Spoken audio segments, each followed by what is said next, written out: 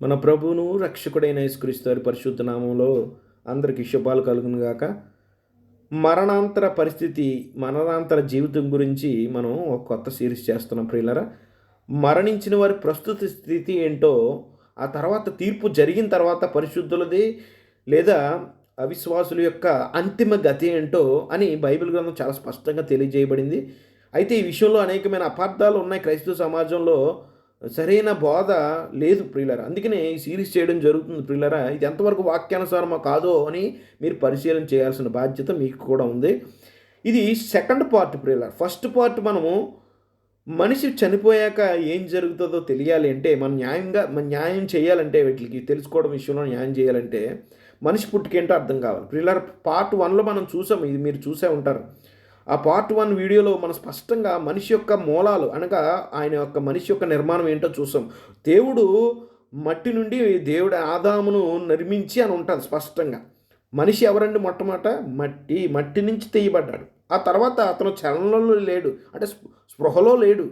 అతను మనిషి మట్టి నుంచి తీయబడ్డాడు. ఆ తర్వాత దేవుడు జీవవాయువు వదగా మనిషి జీవాత్మ అయ్యాడని, ఆ బతికే వ్యక్తి అయ్యాడని బైబిల్ చెప్తుంది. ఎప్పుడు బతికే వ్యక్తి అయ్యాడు? ఇది చాలా ఇంపార్టెంట్. ఎప్పుడు మనిషి నిర్జీవంగా ఉన్న ఆదాము, మట్టితో నిర్మించబడిన ఆదాము నిర్జీవంగా ఉన్నాడు, స్పృహ లేదు, ఏమీ లేవు. అలాంటి బతికే వ్యక్తిగా, జీవించి ఆలోచించి కదిలే వ్యక్తిగా ఎప్పుడయ్యాడు? ఆత్మగా ఆల్రెడీ ఇదివరకే ఆదాము చేయబడ్డాడు. ఆదామును అనే వ్యక్తిని, ఆత్మగా ఉన్న వ్యక్తిని తీసుకొచ్చి ఈ చలనం లేని బాడీలోకి పెట్టాడని బైబిల్ చెప్తుందండి. ఇది బేసిక్స్ కదా. మనిషి చనిపోయిన తర్వాత ఏమవుతుందో తెలియాలంటే మనిషి పుట్టుకేంటో అర్థం కావాలి పిల్లలు మనకి. దేవుడు ఆదామును ముందు నిర్మించి ఆత్మగా, ఆ తర్వాత శరీరము తర్వాత నిర్మించి ఈ శరీరం అనే ఒక చిన్న కోట్లో ఆదాముని పెట్టాడని బైబిల్ చెప్పట్లేదు ప్రియులారా. దేవుడు ఊపిరి, దేవుని జీవశక్తిని ఆయన మట్టిలోనికి నాసికాంధ్రం ఊదినప్పుడు మనిషి బతికే జీవించే వ్యక్తి అయ్యాడు. ఇది బేసిక్. తర్వాత మనిషి చనిపోయిన తర్వాత దేవుడు తన ఊపిరిని, తన రువాహ్ అనే పదాన్ని మీకు ఎక్స్ప్లెయిన్ చేశాను. రువాహ్ అంటే ఆత్మనా లేకపోతే ఊపిరి. ఆయన వెనక్కి తీసుకుంటే మనిషి మరీ తిరిగి ఎక్కడి నుంచి వచ్చాడో అక్కడికే పోతాడు. అక్కడికి వెళ్ళిపోయిన తర్వాత వాడికి చలనం ఉండదు, వ్యక్తికి చలనం ఉండదు. ప్రియులరా, ఊపిరన్న ఆత్మ అన్న ఒకటైనమే చెప్పే ప్రయత్నం మీరు చూశారు బైబిల్ గ్రంథంలో. యోబు అంటున్నాడు, దేవుని ఆత్మ నా నాసికాంధ్రంలో ఉందంటున్నాడు. మీరు ఒకసారి ఆలోచించండి, ఒక వ్యక్తి వచ్చి కూర్చుంటాడండి ముక్కులో? కాదు కదా. ఊపిరి, దేవుడు లైఫ్ ఫోర్స్ని వెనక్కి తీసేస్తే మనిషి మళ్ళీ మట్టికి అయిపోతాడు. ఆత్మగల్లగా గాల్లో తిరుగుతూ ఉంటాడు, పరలోకం వెళ్తాడు, నరలోకం వెళ్తాడు అనేది వాక్యానుసారం కాదు. ఆల్రెడీ మనం నిరూపించాం వాక్యానుసారంగా. మనిషి చనిపోయిన తర్వాత హిస్ థాట్స్ షాల్ పరిష్ అని ఉంటుంది. అతనికి ఆలోచన ఉండదు, ఏమీ ఉండదు, తిరిగి మట్టికి మట్టి అయిపోతాడు. బైబిలు ఆ మరణాన్ని, మొదట మరణాన్ని నిద్రతో పోల్చింది ప్రియులారా. ఎందుకంటే నిద్రపోయిన వాడు తిరిగి లెగుస్తాడు. ఎగ్జాక్ట్గా నిద్రపోయిన వ్యవస్థను, అది మంచివాడైనా చెడ్డవాడైనా చనిపోయాక నిద్రపోయినట్టుగా పోల్చబడింది. ఎందుకంటే దేవుడు వాడిని మళ్ళీ తిరిగి లేపుతాడు. ఆడు విశ్వాసేనా దానినే మనం పునరుద్ధానం అంటాం. అది మొదటి పునరుద్ధానము, రెండో పునరుద్ధానం అని 2 పునరుద్ధానాల గురించి వ్రాయబడింది బైబిల్ గ్రంథం. కాబట్టి తిరిగి లెగిస్తాడు కాబట్టి నిద్రగా పోల్చబడింది మొదట మరణాన్ని. అయితే రెండో మరణం కూడా ఉంది, దాని గురించి కూడా మనం నెక్స్ట్ వీడియోలో చూద్దాం. ఎన్ని అపార్థాలు ఉన్నాయి చూడండి. ఆత్మ సజీవంగా ఉంటుంది అనేది సాతానుగాడు మొట్టమొదటి అబద్ధం ఆడాడు. నువ్వు పండు తిన రోజు చావనే చావు, నువ్వు బతికే ఉంటావు అని చెప్పాడు. ఆ తర్వాత నువ్వు దేవుళ్ళు అవుతావని రెండో అబద్ధం ఆడాడు. ఈ 2 అబద్ధాలే పురుడు పోసుకున్నాయి ప్రియులరా. నేడు క్రైస్తవ సమాజంలో దుర్బోధనన్నిటికీ, ఆ క్రైస్తవుల సమాజంలో ప్రపంచవ్యాప్తంగా ఈజిప్షియన్స్, అష్యూరీలు, ఐగిప్తులు వారు ఏం నమ్ముతారంటే ఆఫ్టర్ లైఫ్ నమ్ముతారంటే మనిషి చనిపోయాక ఆత్మ బతికే ఉంటుంది అని నమ్ముతారు. మన భారతీయులు తర్వాత గ్రీకులు వారు కొంచెం ముందుకెళ్ళారు. ముందుకు ఒక స్టెప్ ముందుకేసి వీరేమంటారు, మనిషి చనిపోయాకే ఆత్మ కావడం కాదు, మనిషి పుట్టకముందే ఆత్మగా ఉన్నాడు, 7 జన్మలు ఎత్తుతాడు అని ఇదొక ఫర్దర్ స్టెప్కి వెళ్ళారు. మనిషి చనిపోయిన తర్వాత ఆత్మ సజీవంగా ఉంటుంది అని బైబిల్ చెప్పలేదు ప్రియులారా. ఎందుకంటే ఆదాము నిర్మాణమే మీకు అర్థం కావాలి. మట్టిలో ఆదాము అనే వ్యక్తి, ఆత్మగా ఉన్న వ్యక్తిని తీసుకొచ్చి కూర్చోబెట్టలేదు. ఆల్రెడీ బతికే ఉన్న ఆదామును తీసుకొచ్చి బతకలేదు. ఆ మనిషి జీవించే వ్యక్తిగా అయ్యాడు. ఎప్పుడైతే ఊపిరి వెనక్కి వెళ్ళిపోతుందో మనిషి జీవించే వ్యక్తిగా ఉండడు. ఇంకా ఏ రూపంలోనూ జీవించే వ్యక్తిగా ఉండడు. ఇది ఫండమెంటల్ బేసిక్స్. ఇది కానీ మీకు అర్థం కాకపోతే కట్టు కథలన్నీ, కల్పనా కథలన్నీ అల్లుతారు ప్రియులారా. వాక్యాన్ని వారికి అనుకూలమైన బోధలుగా మార్చి, వాక్యాన్ని ట్విస్ట్ చేసి వారి స్వకీయ నాశనానికి వారు తీసుకువెళ్ళబడుతూ ఉంటారు. కాబట్టి ఏమి జరిగిందో ఫస్ట్ పార్ట్ మీరు చూడండి. ఇప్పుడు ఈ రెండవ పార్ట్లో చాలా ఇంట్రెస్టింగ్ ఉంటుంది. మీరు దయచేసి చివరి వరకు చూడండి. మరి వాక్యానుసారంగా పరిశీలన చేద్దాం. మన ప్రభువైన యేసుక్రీస్తు వారు చనిపోయి ఆయన 3వ రోజు తిరిగి లేచి పునరుద్ధానం తిరిగి లేచిన ఈ 3 రోజుల సమయంలో ఏం జరిగింది ప్రియులారా? అది చాలా అద్భుతమైన వాక్య సందేశం. ఈరోజు కొంచెం పెద్దగా ఉంటుంది. దీన్ని 2 పార్ట్లుగా చేయాల్సి వస్తుంది. అందుకే పార్ట్ 2A. దీని తర్వాత దీన్ని కంటిన్యూషన్ మళ్ళీ నెక్స్ట్ వీడియోలు చేయాల్సి వస్తుంది. చాలా పెద్దది టాపిక్. ప్రియులారా, దయచేసి ఓర్పుతో మీరు సత్యం ప్రేమించేవారైతే చివరి వరకు ఈ వీడియోలు చూడండి. నాకు ఆల్రెడీ తెలుసని అనుకోకండి. ఎందుకంటే ఈ అనేకమైన అపార్థాలు ఉన్నాయి. క్రీస్తు చనిపోయి పునరుద్ధానాన్ని తిరిగి లేచిన మధ్యకాలంలో ఆయన ఏమేమి జరిగిందో అనేది ఒక అసలు క్రైస్తవ సమాజంలో ముఖ్యంగా అత్యధికులు ఏమి చెప్తారో మీకు క్లుప్తంగా చెప్తాను. మీకు కన్ఫ్యూజన్ లేకుండా క్లుప్తంగా చెప్తాను. చూడండి, ఇక్కడ పిక్చర్లో కనపడుతుంది. క్రీస్తు వారు చనిపోయారు, పాతి పెట్టబడ్డారు. ఆయన 3వ రోజు తిరిగి లేచిన పునరుద్ధానం కనపడుతుంది. 40 రోజుల తర్వాత ఆయన ఆరోహణం అయిపోయి పరలోకానికి వెళ్ళిపోతున్నట్టుగా పిక్చర్లో మీరు చూడొచ్చు. ప్రియులారా, నేను ఇప్పుడు ఈ మన ప్రభువు చనిపోయిన దగ్గర నుంచి పరలోకానికి 40 రోజుల తర్వాత పునరుద్ధానం తిరిగి లేచి 40 రోజుల తర్వాత ఆయన పరలోకాన్ని ఆరోహణం అయిపోయి పెంతెకోస్తు దినం రోజు పరిశుద్ధాత్మ కొమ్మరింపు జరిగిన ఈ మధ్యకాలంలో అసలు ఏం జరిగింది? ఇది ఒక మిస్టరీ కదా. మిస్టరీ కాదు, ఏమీ కాదు ప్రియులారా. ఇది ప్రతి క్రైస్తవుడు తెలుసుకోవాలి. మన ప్రభువును కలిగి ఉన్న మనం అసలు ఏం జరిగిందో మనం ఖచ్చితంగా తెలుసుకోవాలి. ఇప్పుడు వీటి అంశాలుగా ఆధారం చేసుకుని కొన్ని 5 వచనాలు ఉంటాయి ప్రియులారా. 5 వచనాలను అపార్థం చేసుకోవడం వల్ల ఒక కథనం వచ్చింది. కల్పన కథ ఒకటి సృష్టించడం జరిగింది. అది ఏంటో వచనాలు మనం స్పష్టంగా చూద్దాం ప్రియులారా. దానికి ముందు వారు మన అత్యధిక క్రైస్తవ బోధకులు చెప్పే బోధ ఏంటో అది వాక్యానుసారం కాదు. అది చూద్దాం. ముందు వారు ఏం చెప్తారో ఈ పిక్చర్ మీరు ఈ అర్థం చేసుకుని చివరిదాకా మీరు గుర్తుపెట్టుకుని ఉండండి. 3వ ఆకాశం అంటే చూశారు కదా. 3వ ఆకాశం అంటే అది దేవుడు ఉండే స్థలం. 2వ ఆకాశంలో నక్షత్రాలు, సూర్యుడు, చంద్రుడు మీకు కనపడుతున్నారు. అది 2వ ఆకాశం. కటికి అక్కడ దురాత్మల సమూహములన్నీ ఉంటాయి. మొదట ఆకాశం అంటే మనం ఉపరితలం. చూడండి, ఇక్కడ విమానం కనపడుతుంది, మబ్బులు కనపడుతున్నాయి చక్కగా. తర్వాత గెద్దలు అంటే అది విహరించే స్థలం, అంటే ఊపిరి అందే స్థలము. కాబట్టి ఓజోన్ పొర అంటారు కదా, దాని కిందన ఈ ప్రాంతం అంతా మొదటి ఆకాశంగా చెప్పబడుతుంది. తర్వాత ఆకుపచ్చగా కనబడుతుంది కిందన గ్రీన్గా, అది భూమి. ఆ భూమి గుండ్రంగా ఉంటుంది అనుకోండి. ఆ పిక్చర్ ఇప్పుడు గుండ్రంగా పెట్టడం కుదరక అలా పెట్టాను. ఆ భూమి కిందన అనేకమైన పాతాళ లోకాలు ఉన్నాయంట. ఆ పాతాళ లోకంలో 2 భాగాలు ఉంటాయంట. ఆ రెండు భాగాల్లో చూడండి, ఇక్కడ పాతాళము ఎడం వైపు కిందన భూమి లోపల ఉంటాయంట. అది పాతాళంలో వేదన స్థలం అని ఒకటి ఉందంట. వారందరూ అవిశ్వాసులు అందరూ అక్కడికి వెళ్తారంట. ఇదే పాతాళంలో కుడివైపు మధ్యలో చెర ఉందంట. చెర అంటారు దాన్ని, పరదేశం అక్కడ ఉందంట. యాక్చువల్గా పరదేశం అంటే మనం అబ్రహాం రోమ్ అంటాం చూసారా, అక్కడ అది చెర అంటది. అది ఒక పరదేశం అనే స్థలం. అది ఈ రెండింటికి మధ్యన అగాధం, ఒక భయంకరమైన అగాధము. అక్కడ వారు ఇక్కడికి వెళ్ళారు, ఇక్కడ వారు అక్కడికి వెళ్ళారు అనే అగాధం ఉంది. దానికంటే అగాధం కంటే ఇంకా కిందకి వెళ్ళిపోతే, పాతాళం కంటే కిందకి వెళ్ళిపోతే కటికి చీకటి గల బిలం ఒకటి ఉందంట. ఇప్పుడు ఈ సేవకులంతా ఏం చెప్తారంటే, మన ప్రభు చనిపోయి పునరుద్ధరణ తిరిగి లేచిన ఈ 3 రోజులకు ముందు ఈ మధ్యకాలంలో ఆయన చనిపోయిన తర్వాత ఇక్కడ చూడండి పిక్చర్లో ఆయన ఆత్మగా బతికే ఉన్నాడు. శరీరం మాత్రం కూడా పైన సమాధులు కనపడుతున్నాయి. సమాధిలో పెట్టారు. అంటే ఆయన సమాధులు ఒక తొలిపించిన ఒక ఉంటుంది కదా యోసేపుది, అక్కడ పెట్టారు. కానీ ఆయన ఆత్మ 3 రోజుల టైంలో ఎక్కడికి వెళ్ళిందంట. ఆయన చెరలోని తెల్లగుండే ప్రాంతం అక్కడ చూసారా, ఆ పాతాళంలో ఒక భాగం, అది మంచి పరిశుద్ధులుండే భాగం. అక్కడికి వెళ్ళి ఆత్మలుగా ఉన్నారట. అక్కడ అందరికీ సువార్త చెప్పాడు. అంటే మన ప్రభువైన యేసుక్రీస్తు చనిపోయాక ముందు వరకు పరిశుద్ధులందరూ అక్కడ వాళ్ళ ఆత్మలో అక్కడ ఉన్నాయంట, రెస్ట్ తీసుకుంటున్నాయంట. అక్కడికి వెళ్ళి యేసు ప్రభువారు, ఇదిగో మీరే, నేనే మషియాని, నా కోసమే మీరు ఎదురు చూశారు అని చెప్పి వారికి సువార్త ప్రకటించాడంట. సువార్త ప్రకటించి ఆ చెరగా తీసుకెళ్ళిపోయాడంట. ఎక్కడికి? ఈ తెల్ల ప్రాంతం అంతా, ఆ లోకం అంతటినీ తీసుకెళ్ళి 3వ ఆకాశంలో, పరదేశం ఇప్పుడు ఎక్కడ ఉంది, అక్కడికి 3వ ఆకాశంలో ఒక ప్రాంతంలో అక్కడ ఉందంట పరదేశ్ ఒకప్పుడు ఎక్కడ ఉండేది, ప్రభు చనిపోకముందు. ఈ పిక్చర్ మీకు బాగా అర్థం కావాలి, తర్వాత మీకు అర్థమవుతుంది. ఫస్ట్ పరదేశ్ కిందన ఉండేది, భూమి కిందన, అంటే భూమి కిందన ఒక పాతాళ లోకంలో ఉండేది. దాన్ని తీసుకువెళ్ళి పసిప్రభు చనిపోయారు. ఇప్పుడు ఎవరైనా కొత్త నిబంధన విశ్వాసులు ఎవరైనా చనిపోతే వారు డైరెక్ట్గా వాళ్ళ ఆత్మలు సజీవంగా వెళ్ళిపోతాయంట. శరీరం అయితే మట్టికి వెళ్ళిపోతుంది, వారు ఆత్మలు సజీవంగా వెళ్ళిపోతాయంట. అసలైన వ్యక్తి చూడండి, మన క్రైస్తవ లోకం ఏం చెప్తుందంటే మనిషి ఇది కేవలం ఒక శరీరం మాత్రమే, మనిషి లోపల అసలైన వ్యక్తి ఉంటాడు. ఆ వ్యక్తి ఆత్మ అయ్యున్న వ్యక్తి పరలోకానికి వెళ్ళిపోతాడంట, అక్కడ దేవుని ఆరాధిస్తూ ఉంటారంట.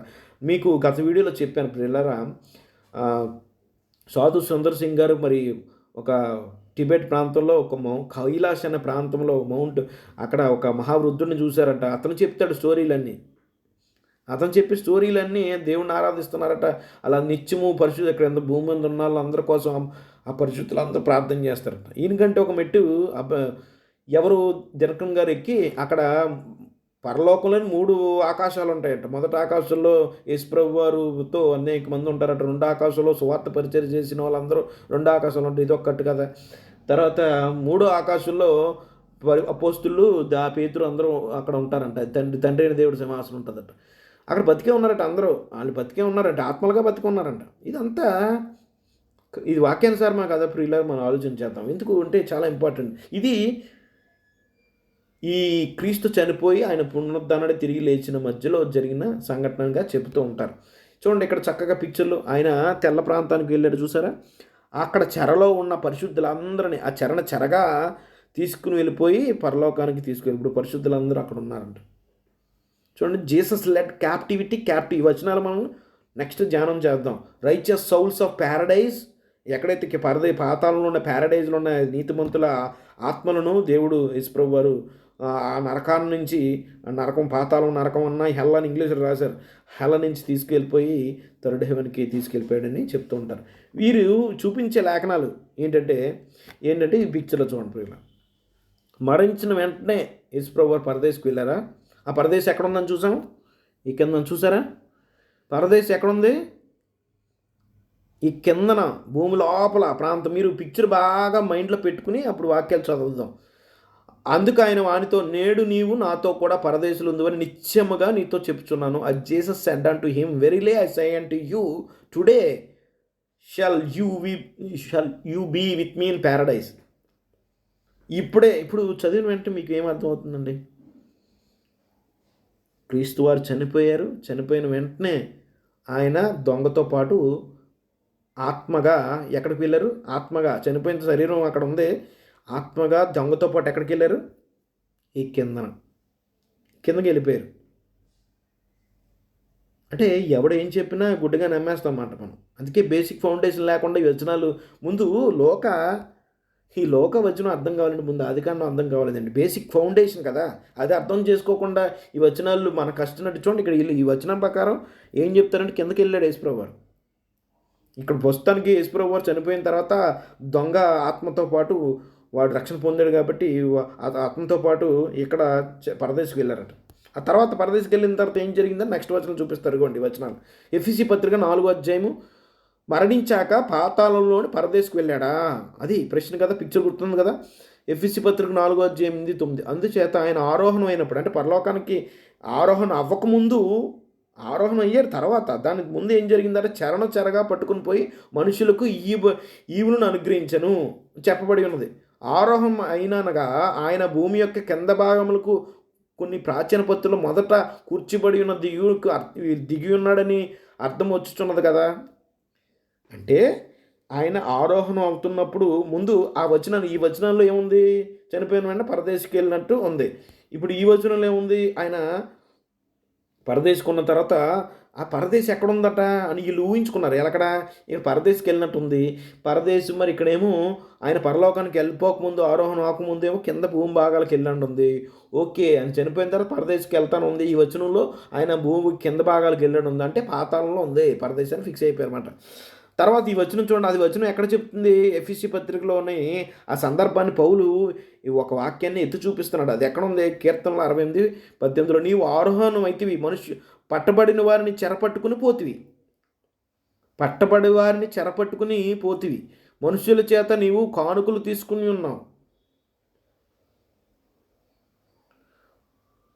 మనుషుల చేత కానుకలు యెహోవాను దేవుడు అక్కడ నివసించినట్టు విశ్వాసఘాతకుల చేతను సహితము నువ్వు కానుకలు తీసుకుని ఉన్నావు.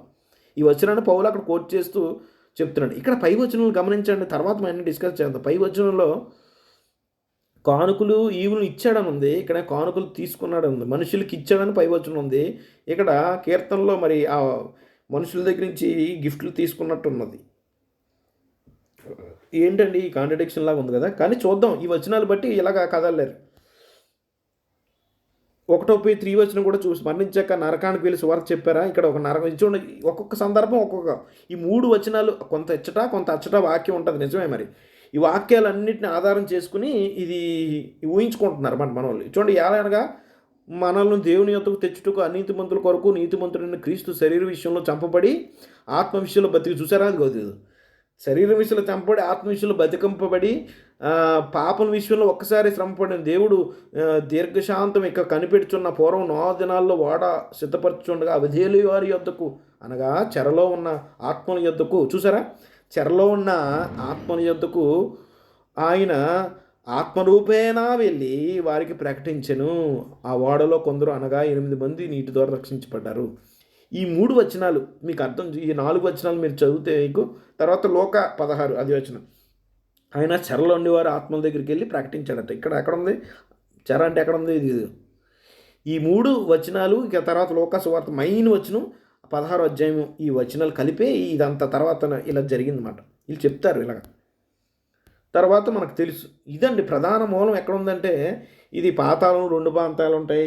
ఆ పాతాళములో మరి అబ్రహాం రోమును ఒక పవిత్రమైన చెరనిది, పరదేశం ఒకప్పుడు అక్కడ ఉండేది, భూమి కింద జరుగుతుంది ఇదంతా స్టోరీ మాట. తర్వాత ఈ నరకంలో ఒక చెడ్డ ప్లేస్ ఉంది. ఆ చెడ్డ ప్లేస్లో మాత్రం ధనవంతుడు ఎలా వేదన పడే స్థలం అంట, ఎలా వేదన పడుతూనే ఉంటారట. ఇక్కడ అయితే పరిశుద్ధులు మాత్రం చనిపోయిన తర్వాత, అంటే యేసుప్రభువు మరణించక ముందు పరిశుద్ధులందరూ అక్కడ రెస్ట్ తీసుకుంటూ ఉంటారట. పరదేశ కింద ఉందంట. ఇది కూడా చూపిస్తారు. ఈ 5 వచనాలు మీకు చూపించాను.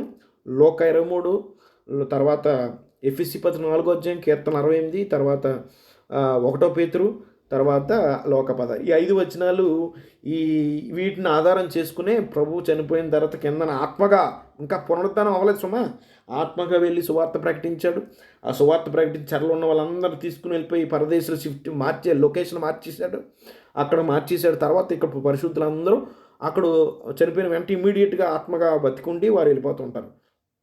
శరీరం మాత్రం చనిపోతే ఆత్మగా బతికే ఉంటారు. ఇది ఎంతవరకు వాక్యానుసారము ప్రియులారా, ఒక్కొక్కటిగా మనం పరిశీలించేద్దాం. ఇప్పుడు మీకు అర్థమై ఉంటుంది కదా.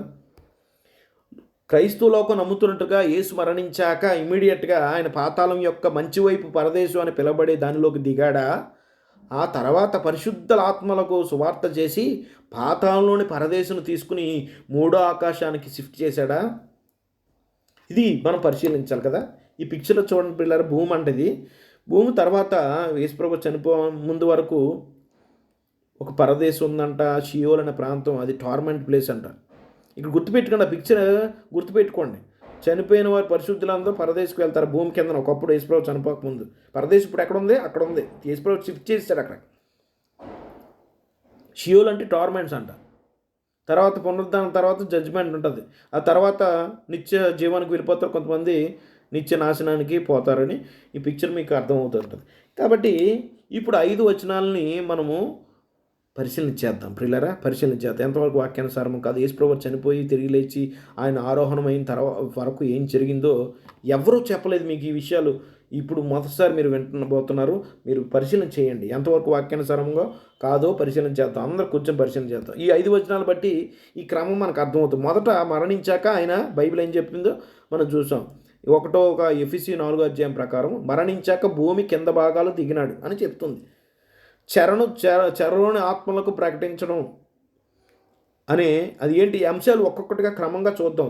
మరణించాక భూమి కింద భాగాలకు వెళ్ళాడంటే ఏంటి, చెరలోని ఆత్మలకు ప్రకటించాడంటే ఏంటి, తర్వాత చెరగా పట్టుకుపోయాడంటే ఏంటి, ఆ తర్వాత మనుషుల నుండి బహుమతులు తీసుకున్నాడని కీర్తన 68లో ఉంది, దాని సంగతి ఏంటి, ఆయన తర్వాత ఆరోహణం అయ్యాడని ఉన్నది, అది ఇప్పుడు ఏం జరిగింది, 6వ సందర్భం మనుషులకు ఈవులు అనుగ్రహించడం ఉంది, అది ఇప్పుడు జరిగింది, ఏమి ఈవులు ఇచ్చారు యేసుప్రభు వారు. ఈ అంశాలు ఒక్కొక్కటిగా మనం పరిశీలన చేద్దాం. ఈ అంశాలు మన యేసుప్రభు వారు చనిపోయిన తర్వాత పరదేశుకి వెళ్తానని ఆ లోకలో ఉంది. ఆ తర్వాత ఆయన ఆరోహణ అవ్వకముందు భూమి కింద భాగాలకు వెళ్ళాడు అని అర్థం కదా. కింద భాగాలకు వెళ్ళాడంటే ఎక్కడికి వెళ్ళాడు? పాతాళంలోకి వెళ్ళాడా? ఆ పాతాళ లోకంలో మంచి ప్రాంతానికి వెళ్ళాడా యేసుప్రభు వారు? అదేనా బైబిల్ చెప్తుంది? కింద భాగాలకు వెళ్ళాడంటే దేంటి దాని అర్థం ఏంటి ప్రియులారా? ఇక్కడే మీకు అర్థం కావాలి ప్రియులారా. ఈ కథనం అంతా రావడానికి ప్రధాన కారణము బేసిక్ ఫౌండేషన్ లేకపోవడం. ఆ బేసిక్ ఫౌండేషన్ లేకపోవడం వల్ల ఇన్ని సమస్యలు వచ్చి పడ్డాయి. అంత మాత్రమే కాదు, తర్జుమా దోషాలు భయంకరంగా ఉండడం వల్ల కొత్త రకాల ఒక కాన్సెప్ట్లు క్రైస్తవ లోకంలోకి వచ్చాయండి ప్రియులు. చాలా దురదృష్టంగా చెప్తున్నాను. ఆయన భూమి కింద భాగాలకు వెళ్ళాడంటే పాతాళంకి వెళ్ళాడని ఏదైతే చెప్తారో అది వాక్యానుసారమైన అసలు ప్రియులారా. తర్జుమాదారులు మీకు కొన్ని పదాల గురించి మీకు ఇంట్రడక్షన్ గత వీడియోలో చెప్పాను ప్రియులారా. అదేంటంటే షియోల్ అనే పదము అసలు తర్జుమా ఎంత దారుణంగా చేశారంటే, షియోల్ అంటే ఇంగ్లీష్లో కేజేవిలో హెల్ అని ట్రాన్స్లేట్ చేశారు. హెల్ అంటే మన మైండ్లోకి ఒక గ్రీక్ కాన్సెప్ట్ వస్తుంది. హెల్ అంటే ఇలాగ యాతన పడిపోతుంటారు, ఇంకా దానికి చావు లేకుండా ఆత్మల్లో చావు లేకుండా కాలుతుంటారు. హెల్ అన్న వెంటనే అది గుర్తొస్తుంది. తెలుగులో కూడా కొన్ని చేశారు. పాతాళం అని తర్జుమా చేశారు. పాతాళం అని కొన్ని సందర్భాలు చేశారు, కొన్ని సందర్భాలు నరకం అని చేశారు. పాతాళం అన్న నరకం అన్న ఇంక ఇవే పర్యాయ పదాలు అన్నమాట. హెల్ అని నిజంగా బైబిల్లో పదాలు ఉన్నాయండి? లేవు. ఇప్పుడు మీకు బేసిక్ ఫౌండేషన్ చెప్పి ఆయన భూమి కింద భాగాలు ఫస్ట్ మనం రెడీ చేద్దాం, న్యాయంగా చేద్దాం ప్రియులారా. న్యాయంగా వాక్యానుసారంగా చేద్దాం. ఏదో నచ్చింది చెప్పడం కాదు. ముందు మూలాలు సరి చేసుకుందాం. మూలాలు సరి చేసుకుంటే మొత్తం అంతా క్లారిటీ వస్తుంది. ఆయన భూమి కింద భాగాలకు వెళ్ళాడంటే ఎలా వెళ్ళాడు? వెళ్ళిన తర్వాత ఆత్మగా వెళ్ళాడా? ఎలాగ వెళ్ళాడు? ఆ తర్వాత చెరవడానికి ఏంటో ఒక్కొక్కటిగా మేము వివరిస్తాను, జాగ్రత్తగా పరిశీలించండి. షియోల్ అంటే మన వాళ్ళు ఏం చేశారు? ఇక్కడ పిక్చర్లు మీకు అర్థం కావాలి. షియోల్ అనే పదం కనబడుతుందా? ఇక పిక్చర్లు మీకు ఏం కనబడుతుంది? పిక్చర్లు మీకు జూమ్ చేస్తాను. ఇందాక పిక్చర్లో చూసిన పసుపు ప్రాంతం ఉంది, తెల్ల ప్రాంతం, పాతాళంలో 2 భాగాలు. అది వేదనకరమైన స్థలము, ఒకటి చెరగా ఉండే స్థలము. ఆ వేదనకరమైన స్థలము ఇదే షియోల్ అండి. దాన్ని తర్జుమా ఏం రాశారు కిందనండి? షియోల్ అనే పదం హెబ్రూ పదానికి కిందన ఏం రాశారు? టార్మెంట్స్ అంటే వేదన, అంటే నరకయాతన పడే స్థలం అంటారు. వాడు వేతన పడుతున్నాడు ధనవంతుడు అక్కడికి వెళ్ళి. అంటే షియోలు ఖచ్చితంగా వేతన పడే స్థలం. నిజంగా ఇదేనా వేతన పడే స్థలమేనా? షియోల్ అంటే తెలుగు తర్జుమా, ఇంగ్లీష్ తర్జుమా మీరు బేసిక్స్ నేర్పిస్తాను. మీరు షేర్ చేయండి అందరికీ ప్రియులారా. చూడండి, షియోల్ అనే పదాన్ని ఎలా తర్జుమా, దాని అర్థం ఏంటో మీకు చెప్తాను. షియోల్ అనే పదాన్ని అర్థం ఏంటి? ఇక్కడ పిక్చర్ మీకు చూడండి ప్రియులారా. తెలుగులో షియోల్ అనే పదాన్ని ఎలాగా తర్జుమా చేశారో మీకు అర్థం కావాలి. తెలుగులో పాతాళం అని చేశారు యాక్చువల్గా. పాతాళం అని ఇంగ్లీషులో హెల్ అని ఎన్నిసార్లు తర్జుమా చేశారు? 31 సార్లు. గమనించండి, ఈ షియోల్ అనే పదాన్ని తెలుగులో 31 సార్లు పాతాళం అని రాశారు. 31 సార్లు ముఖ్యంగా కేజేవిలో హెల్ అని 31 సార్లు రాశారు. అదే షియోల్ అనే పదాన్ని మరొక 31 సార్లు తెలుగులో ముతుల లోకం అని తర్జుమా చేశారు. ఇంగ్లీష్ కేజేవిలో గ్రేవ్ అని తర్జుమా చేశారు. మొత్తం 31 ఎంత? 62 సార్లు. ఓకే, పాత నిబంధనలో షియోల్ అనే పదం హెబ్రూ పదం. దానికి తర్జుమా ఎలా చేశారో చెప్తున్నాను ప్రియులారా. 31 సార్లు ఏమో తెలుగులో పాతాళం అని తర్జుమా చేశారు. ఇంకొక 30 సార్లు ఏమో 31 సార్లు మధురలోకం అని తర్జుమా చేశారు. ఇంకొక 3 సార్లు, మొత్తం 62 కదా, 62 + 3 65 కదా, 3 సార్లు తెలుగులో మళ్ళీ పాతాళం అని తర్జుమా చేశారు. కేజీవీలో పిట్ అని తర్జుమా చేశారు కేజీవీలో. ఆ తర్వాత ఒకసారి తెలుగులో మరణము అని తర్జుమా చేశారు. ఇంగ్లీషులో గ్రేవ్ అని, డెత్ అని, షియోల్ డైరెక్ట్ పదం కూడా అనేక తర్జుమాల్లో ఉన్నాయి. ప్రియులారా, ఆయన ఆరోహణం అయినప్పుడు చెరగా పట్టుకుపోయాడు అని చెప్పబడింది కదా. దాని అర్థం ఏంటి? ముందు ఆయన కింద భాగాలకు వెళ్ళాడు అని అర్థం కదా అని ఎఫ్ఎస్సీ పత్రం 4లో ఉంది. కింద భాగాలకు వెళ్ళాడంటే పాతాళంలో మంచి ప్రాంతంలో ఉండి చెర దగ్గరికి ఉన్న పరిశుద్ధుల ఆత్మల యొద్దకు వెళ్ళాడని అనేది అర్థమా? ఇక్కడ మీకు అర్థం కావాలి. మీకు ఈ బేసిక్స్ ఎవరు తెలుగు చెప్పరు, ఎంత క్లియర్గా మీకు చెప్పరు ప్రియులారా. ఎందుకంటే వారు వారు నమ్మింది వారు చెప్తారు, ఏదో ముందు ఎవరి దగ్గర నేర్చుకుందాం. మనం అలా కాదు, వాక్య పరిశీలించాలి, సమస్తాన్ని పరిశీలించాలి. ఇక్కడ మీకు 66 సార్లు హిబ్రూ బైబిల్లో షియోల్ అనే పదం వాడబడితే ఆ 66 సార్లు ఒకేలాగా తర్జుమా చేయలేదు. ఒక సందర్భంలో పాతాళం అంటాడు, ఇంకో సందర్భం మృతుల్లోకం అంటారు, ఒక సందర్భంలో ఏమో మరణం అని రాస్తారు. ఇంగ్లీష్లో ఏమో గ్రేవు, డెత్, షియోలు, పిట్టు, హెల్లో. ఏందండి ఈ తర్జుమాలు? ప్రజలు పిచ్చోని చేస్తారు. హెల్ అని, గ్రేవ్ అని, పిట్ అని, డెత్ అని, షియోల్ అని ఇన్ని తర్జుమాలు చేసి జనాల్ని కొత్త రకం కాన్సెప్ట్లు తీసుకురావడానికి ప్రేరేపించారు. కాబట్టి ఇప్పుడు చూడండి, పైన 31 మొత్తం 66 సార్లు అండి. 66 సార్లు తెలుగులో కూడా ఒకేలాగా తర్జుమా చేయలేదు. ఒక పాతాళం అంటాడు, ఒకసారి మృతుల్లోకం అంటారు, తర్వాత ఏమో మరణం అంటారు. పాతాళం తర్జుమే తప్పది, హెల్ అని తప్పు. హెల్ అని ట్రాన్స్లేట్ చేయడమే భయంకరమైన తప్పు.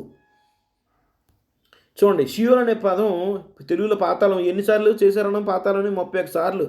ఇంగ్లీష్లో హెల్ అని, కేజీవీలో ముఖ్యంగా హెల్ అని 31 సార్లు తర్జుమా చేయబడింది. ఎక్కడెక్కడ అంటే ద్వితోపదేశం 32:22, 2 సమూయేలు 22:6, యోబు 11:8, 26:6, కీర్తన 9:17, 16:10, 18:5, 55:15, 86, 13, 116, 3, 13 సామెతలు 5:5, 5, 7, 22, 9, 18 ఈ వచనాలన్నీ ఉన్నాయి. యాక్చువల్గా ఈ 31 సార్లు ఇంగ్లీష్లో హెల్ అని రాశారు, తెలుగులో పాతాళం అని రాశారు.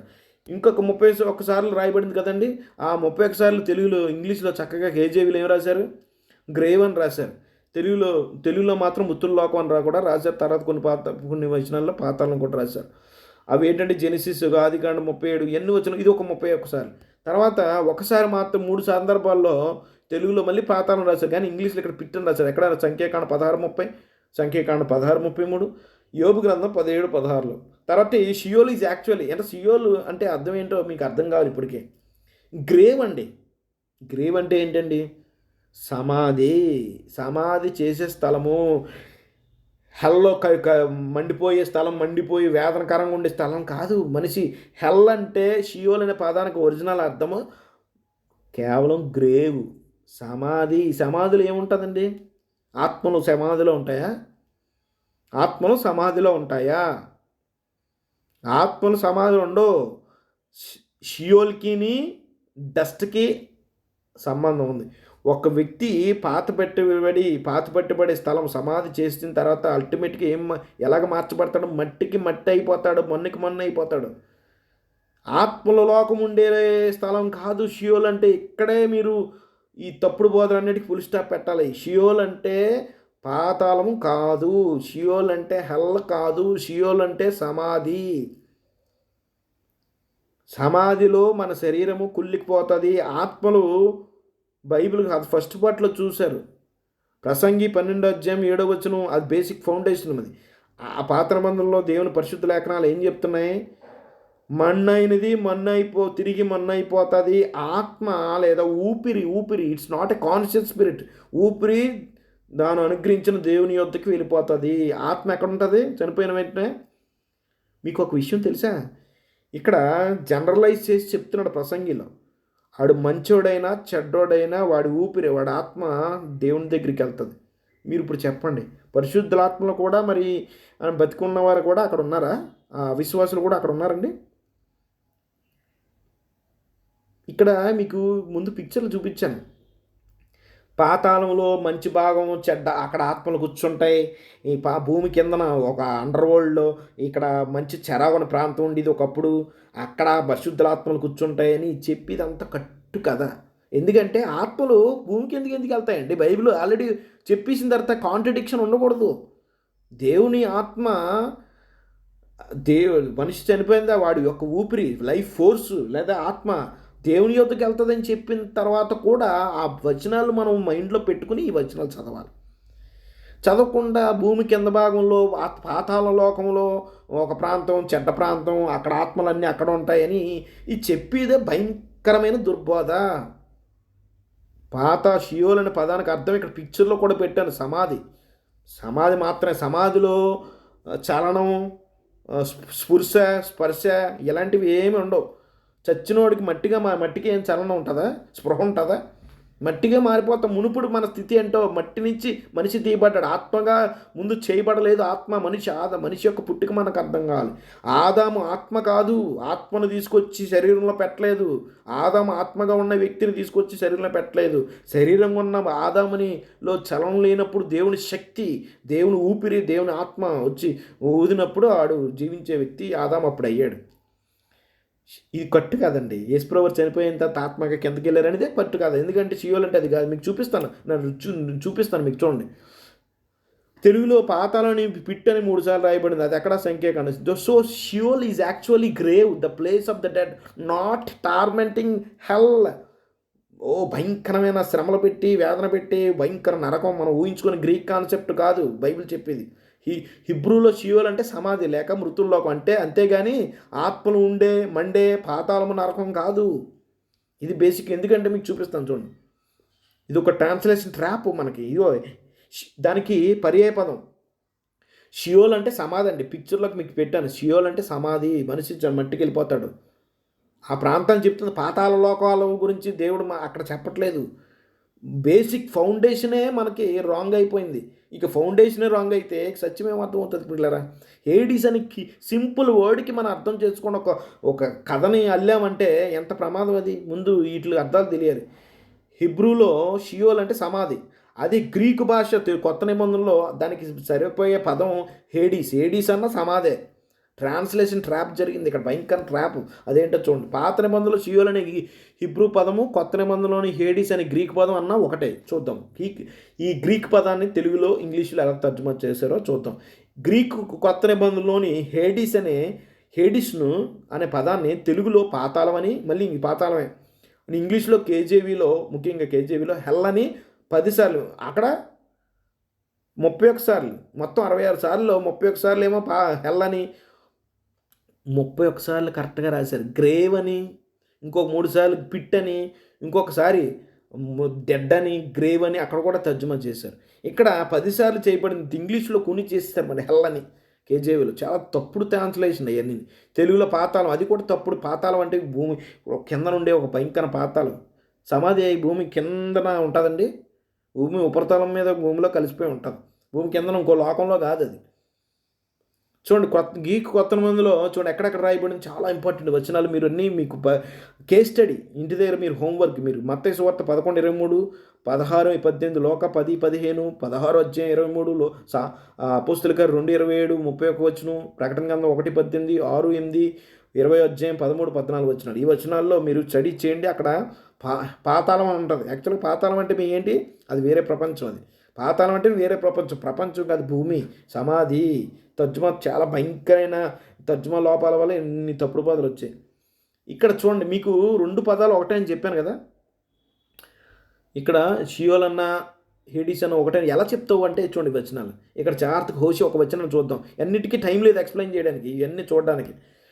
హోషియా 13:14 ఈ వచనం ఇది హిబ్రూలో రాయబడింది. అక్కడ షియోల్ అన్న పదం కనపడుతుంది. చూడండి అక్కడ ఏ పదం రాయబడిందో కూడా మీకు ముందుగానే రాశాను.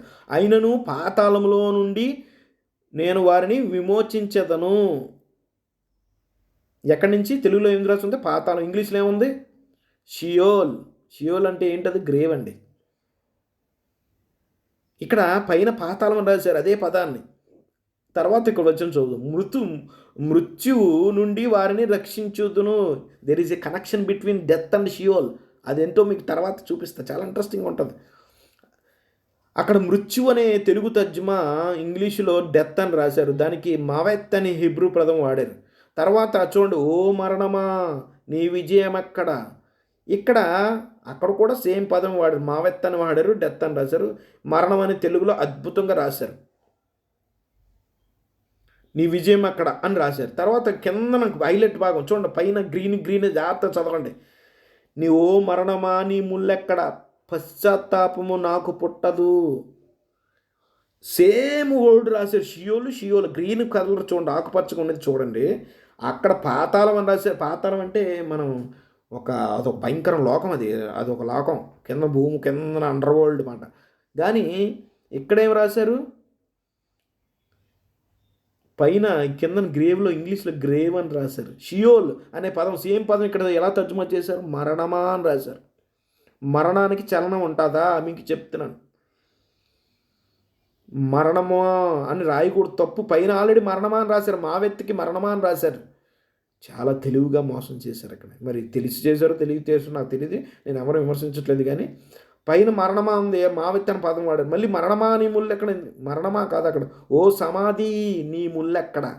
సమాధి నీ పశ్చాత్తాపం నువ్వు నాకు కనపడదు. ఇదే వచ్చిన పౌలు కోట్ చేస్తూ ఆయన ఏం రాశారు చూడండి.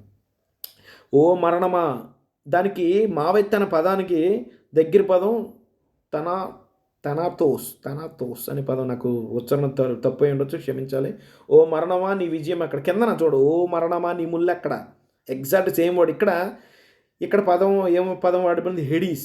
పైన రాశాను, పైన హెడీస్, గ్రేవ్, డెత్. ఓ సమాధి నీ ముళ్ళెక్కడని యాక్చువల్గా అర్థం. ఇది మృతుల లోకం కాదు, ఇది షియోల్ అనే ప్రాంతం. అసలు చనిపోయిన ఆత్మలు అక్కడికి వెళ్ళడం అనేది పచ్చి అబద్ధ బోధ ఇది. ఎందుకంటే షియోల్ అంటే సమాధి, మృతుల లోకం. అది భయంకరమైన మృతుల లోకం. అంటే మృతులు ఎక్కడ ఉంటారు? లోకం, ఆ లోకం ఇదే, భూమే ఆ లోకం. అంతే, అండర్ గ్రౌండ్లో ప్లేస్ కాదు పిల్లలు. చూడండి, by translating Sheol, Hebrew and Hades, Greek has hell, many Bibles created a mental image of fiery underworld of conscious torture, when the original word simply mean the grave, the pit, the common destination of all bodies regardless of their character. ఆ వ్యక్తిత్వంతో సంబంధం లేకుండా మనిషి పరిశుద్ధులైనా మంచివారైనా అందరూ పోయే ఒకే ఒక గమ్యం ఏంటంటే సమాధి. సమాధిలోకి అందరూ వ్యక్తిత్వాలు సంబంధం లేకుండా అందరూ ఆ సమాధిలోకి పోతారు.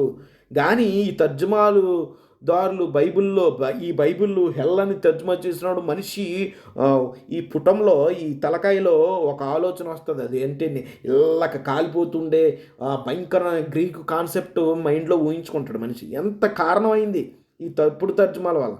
షియోల్ మరియు హేడిస్ అని నరకం అని అనువాదించడం ద్వారా తర్జుమా బైబిల్ స్పృహతో కూడిన హింస యొక్క మండుతున్న పాతాళ లోకాన్ని యొక్క మానసిక చిత్రాన్ని ఊహించుకుంటారు మనుషులు.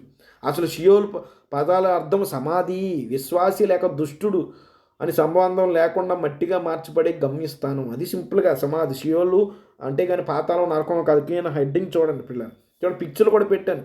ఒక వ్యక్తి చనిపోయిన తర్వాత ఎక్కడ ఓ మరణమా అని ఓ మరణమా అని చెప్పాడు కదా యేసుప్రభువు. ఓ మరణమా నీ విజయం ఎక్కడ? మరణం అంటే పైన, ఆ పై పిక్చరు.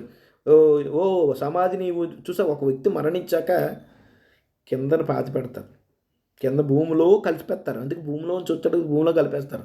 భూమిలో కలిపోయిన తర్వాత ఆదాము అసలు మట్టిలోంచి తీయబడక ఉన్నాడు ఉనికిలో అంటున్నాను. ఆదాము మట్టి నుంచి నిర్మించబడక ముందు ఆత్మగా బతికే ఉన్నాడా అని అడుగుతున్నాను మిమ్మల్ని. ఇది నా ఫెయిర్ క్వశ్చన్ ప్రియులరా. ఇది సమాధానం చెప్పాలి నాకు. ఆత్మగా బతికే ఉన్నాడని మీరు నాకు నిరూపిస్తే నేను కూడా నమ్ముతాను. ఆత్మ చనిపోయిన తర్వాత ఆత్మలు బతికే ఉంటే నేను నమ్ముతాను. చచ్చినట్టు నమ్మాల్సిందే నేను కూడా ప్రియులరా. నేను నమ్ముతాను, ఖచ్చితంగా నమ్ముతాను. నాకు చూపించండి. ఆదాములో మట్టిగా నిర్మించబడక ముందు దేవుడు ఆదాము ఆత్మగా ఆల్రెడీ సృజించాడని నిరూపిస్తే నేను నమ్మేస్తాను. ప్రసంగి 9:10 చూడండి, జాగ్రత్తగా గమనించండి. ఇక్కడ నేను ఇప్పటికీ మీరు నమ్మట్లేదు కదా, పాతాళం అంటే ఇంకా అలా ప్రాంతం అనుకుంటున్నారు, కానీ సమాధానం నమ్మట్లేదు. ఈ వచనం చూడండి. చేటుకు నీ చేతకి, ప్రసంగి 9:10, నీ చేతికి వచ్చిన ఏ పనైనా ఈ శక్తిలోపు వంచన లేకుండా చెయ్యు. అంటే నీవు బతికొండగానే ఏ పని చేయాలనుకుని ఇప్పుడే చేసుకో. నీవు పోయి పాతాళం ఉంది చూడండి. ఇక్కడ ఆర్తి గమనించండి. ఇక్కడ తర్జుమా పాతాళం రాశారు. యాక్చువల్గా పాతాళం అంటే ఇక్కడ తర్జుమా ఏం చెప్పాను ఒరిజినల్గా? సమాధి. షియోల్ అనే పదం వాడారు. నీవు పోయి పాతాళం పదం, ఆ పదాన్ని నేను మట్టి కలర్లో పెట్టాను, ఎందుకంటే బ్రౌన్గా పెట్టాను, ఎందుకంటే మనిషి మట్టిగా అయిపోతాను కాబట్టి. చూడండి, ఈ కథ ఏమి వెళ్ళారు స్టార్టింగ్లో మీకు చెప్పాను. యేసుప్రభువు వారు చనిపోయిన తర్వాత ఆత్మగా వెళ్ళి చెరలో ఉండే ఆత్మలకు వెళ్ళి సువార్త చెప్పాడంట. అంటే చెరలో ఉండే ఎవరు ఉన్నారో కూడా మీకు చూపించాను. పరదేశం ఉంది, ఆ పరదేశంలో పరిశుద్ధులందరూ వారికి వెళ్ళి సువార్త చెప్పాడు. చచ్చిపోయినట్టు సువార్త ఏం చెప్తారండి? ఆడ ఆత్మలు లేవు. ఎందుకు లేవు? ఇక్కడ మీరు చూడండి. పాతాళమందు పనైనను ఉపాయమైనను తెలివైనను జ్ఞానమైనను లేదు. అలా ఆత్మలుగా బతికే ఉన్నారు, అక్కడికి వెళ్ళి సువార్త చేశాడు అని కాంట్రడిక్షన్. ఇది 100% కాంట్రడిక్షన్. పాతాళం కాదు ఇది, ఆత్మ నుండి స్థలం కాదు ఇది. శరీరం మన్ను అయిపోతుంది. ఆత్మ లేదా ఊపిరి, దేవుని లైఫ్ ఫోర్స్ వెనక్కి వెళ్ళిపోతుంది, దేవుని యువతకి వెళ్ళిపోతుంది. పాతాళంలో మనిషి కూర్చోడు. పాతాళంలో వ్యక్తికి చనిపోయాడు, మనిషి నిద్రిస్తున్నాడు. ఇప్పుడు నిద్రించిన వాడికి పాతాళంలో కళ్ళు తెరిచి ఆత్మలుగా చూస్తూ ఉన్నాడని బైబిల్ చెప్పట్లేదు. మీరు అర్థం చేసుకోండి పిల్లరా నా బాధన. ఎంత తప్పుడు బోధలు ఉన్నాయో క్రైస్తవ సమాజంలో అర్థం చేసుకో. పాతాళంలో ఇప్పుడు వెళ్ళి సువార్త చెప్పాడంట యేసుప్రభు వారు. పాతాళం కాదు, సమాధిలో పని అయినా ఉంటుంది. కిందన పిక్చర్లో చూడండి, సమాధికి పోయినోడు తెలివి ఉంటుంది, అక్కడికి వెళ్ళి సువార్త చేశాడు యేసుప్రభు గారు. పని లేని తెలివి లేని జ్ఞానం అనేది ఉండదు.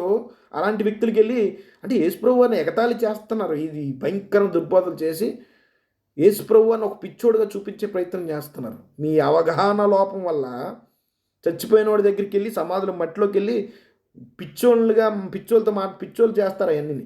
అక్కడికి వెళ్ళి చచ్చిపోయిన వాడి దగ్గరికి వెళ్ళి మట్టితో మాట్లాడే వాడిని ఏమంటారు? పిచ్చోడు అంటారు. యేసుప్రభు పిచ్చోడా మీకు దృష్టిలో? ఇది దేవుని అవమానించి క్రీస్తుని తగ్గించడం, ఆయన స్థాయిని తగ్గించడం ప్రమాదం. మీరు తెలియకుండా చేసే తప్పుడు బోధల వల్ల క్రీస్తుని అవమానపరుస్తున్నారు మీరు. ఇంగ్లీష్ చూడండి, whatever your hand finds to do it with your might, for there is no work or thought or knowledge or wisdom in grave. ఇంగ్లీష్లో చూడండి, చక్కగా గ్రేవ్ అని రాశారు. దొరికిపోయారు అక్కడ మీరు బైబిల్ తీసి చదవండి, ఇంగ్లీష్ తర్జుమాలు చూడండి. నేను చెప్పేది వాస్తవం అబద్ధం మీకు తెలిసిపోద్ది ప్రియులారా. గ్రేవ్ నాలెడ్జ్ ఉండదు, అక్కడికి వెళ్ళాడని చెప్తారేంటి సువార్త? ప్రశ్నించేవాడు లేనంత వాళ్ళు మీరు మీ తప్పుడు బోధలు కొనసాగుతూనే ఉంటాయి. ప్రశ్నించేవాడు అంటే జనాలకి నచ్చదు ప్రియులారా, నచ్చదు. ఇప్పుడు నన్ను ఇష్టపడేవారు తక్కువ మంది ఉంటారు, నా బోధను ఇష్టపడేవారు. ఎందుకంటే నేను ప్రశ్నిస్తున్నాను కదా. మొదటగా హేడీస్లో మంచి లేదా చెడు అనే 2 స్థలాలు లేవు. ఇక్కడ చూడండి, మట్టిలోకి వెళ్ళిపోయిన తర్వాత మంచి ప్లేసు చెడ్డ ప్లేస్ ఉంటుందా? ఎడు దుష్టుడైనా హిట్లర్ అయినా ఎవడైనా ఒక మట్టికి పెట్టిన తర్వాత మంచి ప్లేసు లేదు, చెడ్డ ప్లేసు లేదు. అలా అది కేవలం సమాధి. హేడీస్ అనేది అనీతిమంతులు మరియు నీతిమంతులు ఇద్దరికి సమాధి స్థలం. చనిపోయిన వారందరూ నశించిన మరియు నీతిమంతులు ఇద్దరు హేడీస్ అని పిలువబడే సమాధిలో మట్టిగా మార్చబడతారు. పాతాళం అని, నరకమని తప్పుడు తర్జుమాలు గందరగోళానికి కారణమయ్యాయి. ఈ తప్పుడు మతపరమైన ఆలోచన యేసు చెప్పిన ధనవంతుడు మరియు కథ లాజర్ కథ నుంచి తీసుకోబడింది. అసలు మరి యేసుప్రభు మరి చెప్పాడు కదా, నేను వెళ్ళిపోయాడు కదా పాతాళం.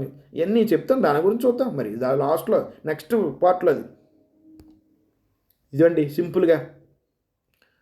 మీకు నేను ఏఐ నుంచి డౌన్లోడ్ చేసి పిక్చర్లు మీకు పెట్టాను చూడండి, మీకు అర్థం అవడం కోసం. చూడండి ఎంత పిక్చర్లు అద్భుతంగా ఉన్నాయి. షియోలు హేడీస్ ఏదైతే పాతాళంలోకి వెళ్ళి సువార్త చెప్పాడు చెరలో, అసలు షియోలను హేడీస్ అంటే ఏంటది? అది అక్కడికి వెళ్ళి అక్కడ ఏముంటాయి? ఆత్మలు ఉంటాయండి. శరీరం మొన్న 5 మంటకి పోతుంది, ఆత్మ అనుగ్రహించి దేవుని యొద్దకు వెళ్ళిపోతుంది. ఆత్మలు ఇక్కడ కూర్చోలేదు. యేసుప్రభు చనిపోక ముందు కూడా ఆత్మలు ఇక్కడ లేవు, అక్కడే ఉన్నాయి. అది మనుషులైన చెడ్డవారైన మనుషులైన వాళ్ళు ఊపిరి వెనక్కి వెళ్ళిపోతుంది. ఇక్కడికి వెళ్ళి చచ్చిపోయిన వాళ్ళకి సువార్త చేశాడా? ఏంటండి షియోల్ అంటే మీరు గుర్తుపెట్టుకునే పిక్చర్లో గ్రేవ్ సింపుల్ ఇది the place of the dead. ఇది ప్లేస్ ఆఫ్ డెడ్. భూమి కిందన పాతాళ లోకం కాదు, జస్ట్ భూమి కిందన 3 అడుగులు తవ్వితే వాళ్ళ శరీరాలు ఉంటాయి. ఎగ్జాక్ట్గా అది షియోల్ అంటే, హేడీస్ అంటే. మీకు ఆ వర్క్ స్టడీ చేయండి, నా బాట అంతవరకు నిజం. వచ్చిన కంపేర్ చేయండి పిల్లరా, మీకు అర్థమవుతుంది. కాబట్టి మనం జాగ్రత్తగా ఒళ్ళు దగ్గర పెట్టుకుని వాక్యాన్ని సరిగా విభజించాలి. పౌలు తిమోతికి రాస్తున్నాడు ప్రియులారా. ఈ కట్టు కథనాలన్నీ జనాలని చూడండి, మరణించి మళ్ళీ చెప్తున్నాడు, ఒక వ్యక్తి మరణించి తిరిగి పునరుద్ధానుడై తిరిగి లేపబడేంత వరకు ఎలాంటి స్పృహ ఉండదు. No consciousness between death and resurrection.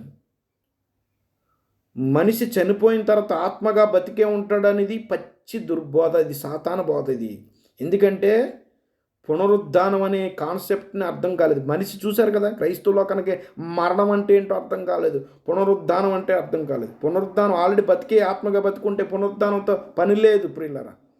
దేని లేపల సత్యం ఒక కోటు పైన ఒక కోటు వేసుకున్నాడు, ఆ కోటు తీసాడు అంతే, బతికే ఉన్నాడు కదా మనిషి. లేదు మనిషి నిర్మాణం అలా జరగలేదు. మళ్ళీ చెప్తున్నాను, మళ్ళీ ఛాలెంజ్ చేస్తున్నాను ఎవరికైనా, మీరు ఆదికాండం 2వ అధ్యాయంలో సరిగ్గా స్టడీ చేయండి. ఫస్ట్ పార్ట్ చూడండి పిల్లలు. సమస్తాన్ని ప్రశ్నించాలి. మీరు ప్రశ్నించి మీ సంఘాల్లో మీరు ప్రశ్నించండి. ప్రశ్నించే అవసరం లేదు, ప్రశ్నించకూడదు అని ఎవరైనా చెప్తే ఆ సంఘాలకి మీరు వెళ్ళకండి. బైబిల్ మీరు చదవండి, ధ్యానం చేయండి.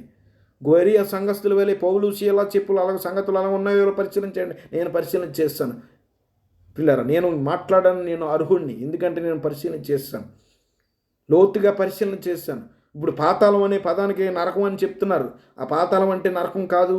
షియోలో నేను ప్రతి వచనాన్ని కంపేర్ చేస్తూ ప్రార్థనాపూర్వకంగా చదివాను. ప్రియులారా, పాతాళం అంటే అక్కడ ఆలోచన ఉన్నది. ఇందాక ప్రసంగి 9:10 నాకు అర్థం చేసుకున్నాను ప్రియులారా. కాబట్టి యేసుప్రభు వారు చనిపోయి ఆయన ఆరోహణమైన ఈ 40 రోజు పునరుత్థానం తిరిగి లేచి 40 రోజు వరకు ఏం జరిగింది ప్రియులారా, చాలా ఇంపార్టెంట్. ఇప్పుడు మీకు చెప్తాను చూడండి ఏం జరిగింది అనేది స్టోరీ. ఇప్పుడు మీకు అర్థమైంది కదా యేసుప్రభు వారు ఎక్కడికి వెళ్ళారో, ఏం జరిగిందో. ఇప్పుడు మనిషికి ఏం జరుగుతుందో చూసాం, కానీ ఇప్పుడు యేసుప్రభు వారు నిజంగా ఏం జరిగిందో చూద్దాం. ఇది బేసిక్ వచనం కదండి. మనకు జనరల్గా సువార్త చెప్పినప్పుడు మన క్రైస్తవ లోకం అంతా సుపరిచితమైన వాక్యం ఏదైనా ఉందంటే యేసు మరణించారు, ఆయన సమాధి చేయబడ్డారు, పునరుద్ధానుడే తిరిగి 3వ రోజు తిరిగి లేచాడు. ఇది కదా సువార్త. అదే మనకి లేఖనాల ప్రకారము క్రీస్తు మన పాపముల నిమిత్తం మృతి పొందెను, సమాధి చేయబడెను. లేఖనాల ప్రకారము ఆయన 3వ దినం లేపబడెను. లేపబడ్డాడు దేని నుంచి? ఆయన ఆత్మగా బతికున్నాడు కాబట్టి లేపబడ్డా. లేపబడ్డాడు అనే పదానికి అర్థం ఏంటి? రిజరక్షన్ జరిగింది. రిజరక్షన్ అంటే రిజరక్షన్ ఎందుకు అవసరమో తెలుసండి మీకు? ఆత్మగా ఆల్రెడీ బతికున్నవాడికి రిజరక్షన్ అవసరం లేదు. అది కూడా చూద్దాం. అవునండి, చూడండి ఇక్కడ నుంచి చాలా ఇంట్రెస్టింగ్ ఉంటుంది వచనాలు. మీకు బోయిసి ఫౌండేషన్ చెప్పాను. డైరెక్ట్గా యేసుప్రభు చనిపోయిన తర్వాత అక్కడికి వెళ్ళిపోయారన్న లోక 23 కానీ నా ఎఫ్ఈసి 4వ అధ్యాయం కానీ మీకు వెంటనే చెప్పలేదు. ఎందుకంటే నాకు అలా మోసం చేయడం నాకు ఇష్టం లేదు. బేసిక్ ఫౌండేషన్ మీరు అర్థం చేసుకోవాలి. చూడండి, యేసుప్రభు వారు మరణించాక మరి ఎక్కడికి వెళ్ళాడు? పాతాళంలో ఆత్మల లోకానికి వెళ్ళాడా? కాదు కదా, కాదు. ఎక్కడికి వెళ్ళాడు చూడండి. మరణించాక భూమి కింద భాగాలకు వెళ్ళాడు. ఫస్ట్ క్వశ్చన్ మన అదే కదా, ఒక క్రమాన్ని చూస్తాము. ఆ లోకాసువార్త 23 అధ్యాయము, ఎఫ్ఈసి పత్రిక 4వ అధ్యాయము, కీర్తన 68వ అధ్యాయం, 68 అధ్యాయము, తర్వాత 1 పేతురు 3 అధ్యాయం, తర్వాత లోక 16, ఈ 5 వచనాలు ఆధారించి వాటి క్రమాన్ని బట్టి మనం మొదటి క్వశ్చన్గా చూడాలి. యేసుప్రభు వారు చనిపోయాక అక్కడికి వెళ్ళారు. వెళ్ళింది పైన హెడ్డింగ్లో చూడండి, ఆయన ప్రభు అయిన యేసుక్రీస్తు వారు మరణించి వెళ్ళింది షియోల్కి వెళ్ళాడు. నిజమే, ఒప్పుకుంటాను నేను కూడా. ఆ షియోల్ అంటే ఏంటి? సమాధి. అంటే ఆత్మగా పాతాళంకి వెళ్ళాడు. చూడండి, మరణించాక భూమి కింద భాగాలకు వెళ్ళాడు కదా మొదటి క్రమం. అదేంటో చూద్దాం. చూడండి, స్పష్టంగా రాయమని మత్తయి సువార్త 12:40 క్షమించాను. యోనా 3 రాత్రింబగలు దివ్యంగం కడుపులో ఎలాగుండినో మనిషి కుమారుడు 3 రాత్రింబగలు భూగర్భంలో ఉండును అనుంది. మనిషి కుమారుడు ఎక్కడుంటాడు? భూగర్భం అంటే ఏంటండి? మీకు చెప్పాను, సమాధి. ఆయన సమాధి చేశారు కదా, ఆయన తొలిపించిన అక్కడ పెట్టారు బాడీని, అది సమాధి. అక్కడ 3 రాత్రులు పగల్లో అక్కడ ఉన్నాడు. ఇక్కడ మీకు ఒక ప్రశ్న అండి. ఇక్కడ 3 రాత్రింబగళ్ళు మనిషి కుమారుడు ఉంటాడని ఉంది. కేవలం మనిషి కుమారుడు యొక్క శరీరం ఉంటుంది, ఆయన ఆత్మ మాత్రం వేరే ప్రాంతానికి వెళ్తుందని ఉందా? అలా లేదు. మనిషి వ్యక్తి నేను అంటున్నా. నేను ఆ మనిషి కుమారుడు నేనే. ఆ నేను అక్కడ ఉంటానంటే నేను అక్కడ ఉంటాను, మరి ఇంకో ఆత్మకి వెళ్ళి ఇంకో దగ్గర ఉంటానని చెప్పట్లేదు ఇక్కడ మళ్ళీ కింద వచ్చిన చూడండి. యేసుప్రభు వారు కిందకి వెళ్ళింది సమాధిలోకి, పాతాళంలో అండర్ వరల్డ్కి వెళ్ళి మంచి వాళ్ళ దగ్గరికి వెళ్ళి సువార్త చేయలేదు. ఆయన అక్కడికి వెళ్ళాడు చూడండి. ఆయన చనిపోయిన వెంటనే ఇమీడియట్గా జరిగిన సంఘటన. ఆయన మరి పరదేశికి వెళ్తాడని ఉంది కదా, ఆ వాక్యం కూడా చూద్దాం. పాతాళంలో విడవబడలేదు నీవు, ఆయన శరీరం చూసారా? కనెక్ట్ చేయండి పిక్చర్. బైబిల్ చదువుతుంటే సరిగ్గా కనెక్ట్ చేయండి. పాతాళంలో విడిపడలేదే నీవు, ఆయన శరీరం కుళ్ళిపోదే నీవు. పాతాళంలో ఆయన ఉన్నాడు. ఆయన ఎలాగున్నాడు? శరీరము కుళ్ళిపోలేదు. పాతాళము మరి ఇక్కడ ఇందాక ఏం చెప్పారు క్రైస్తవ లోకం? ఏం చెప్తుంది? పాతాళం భూమి కిందన ఒక మంచి నరకంలో ఒక ప్రాంతం అని చెప్తున్నారు కదా. మరి బైబిల్ అలా ఇక్కడ చూడండి, పాతాళంలో ఆయన శరీరం కుళ్ళిపోలేదంట. దేవుడు 3 రోజులు కుళ్ళు పట్టక ముందే ఆయన లేపిస్తాడు కదా తండ్రి అయిన దేవుడు. ఇక్కడ పిక్చర్లో చూడండి, యేసుప్రభు వారి పిక్చర్లో ఆయన శరీరం ఉంది, ఆయన అక్కడ ఉన్నాడు. పాతాళం అంటే ఏముంది అక్కడ? పాతాళంలో ఆత్మలు ఉన్నాయా?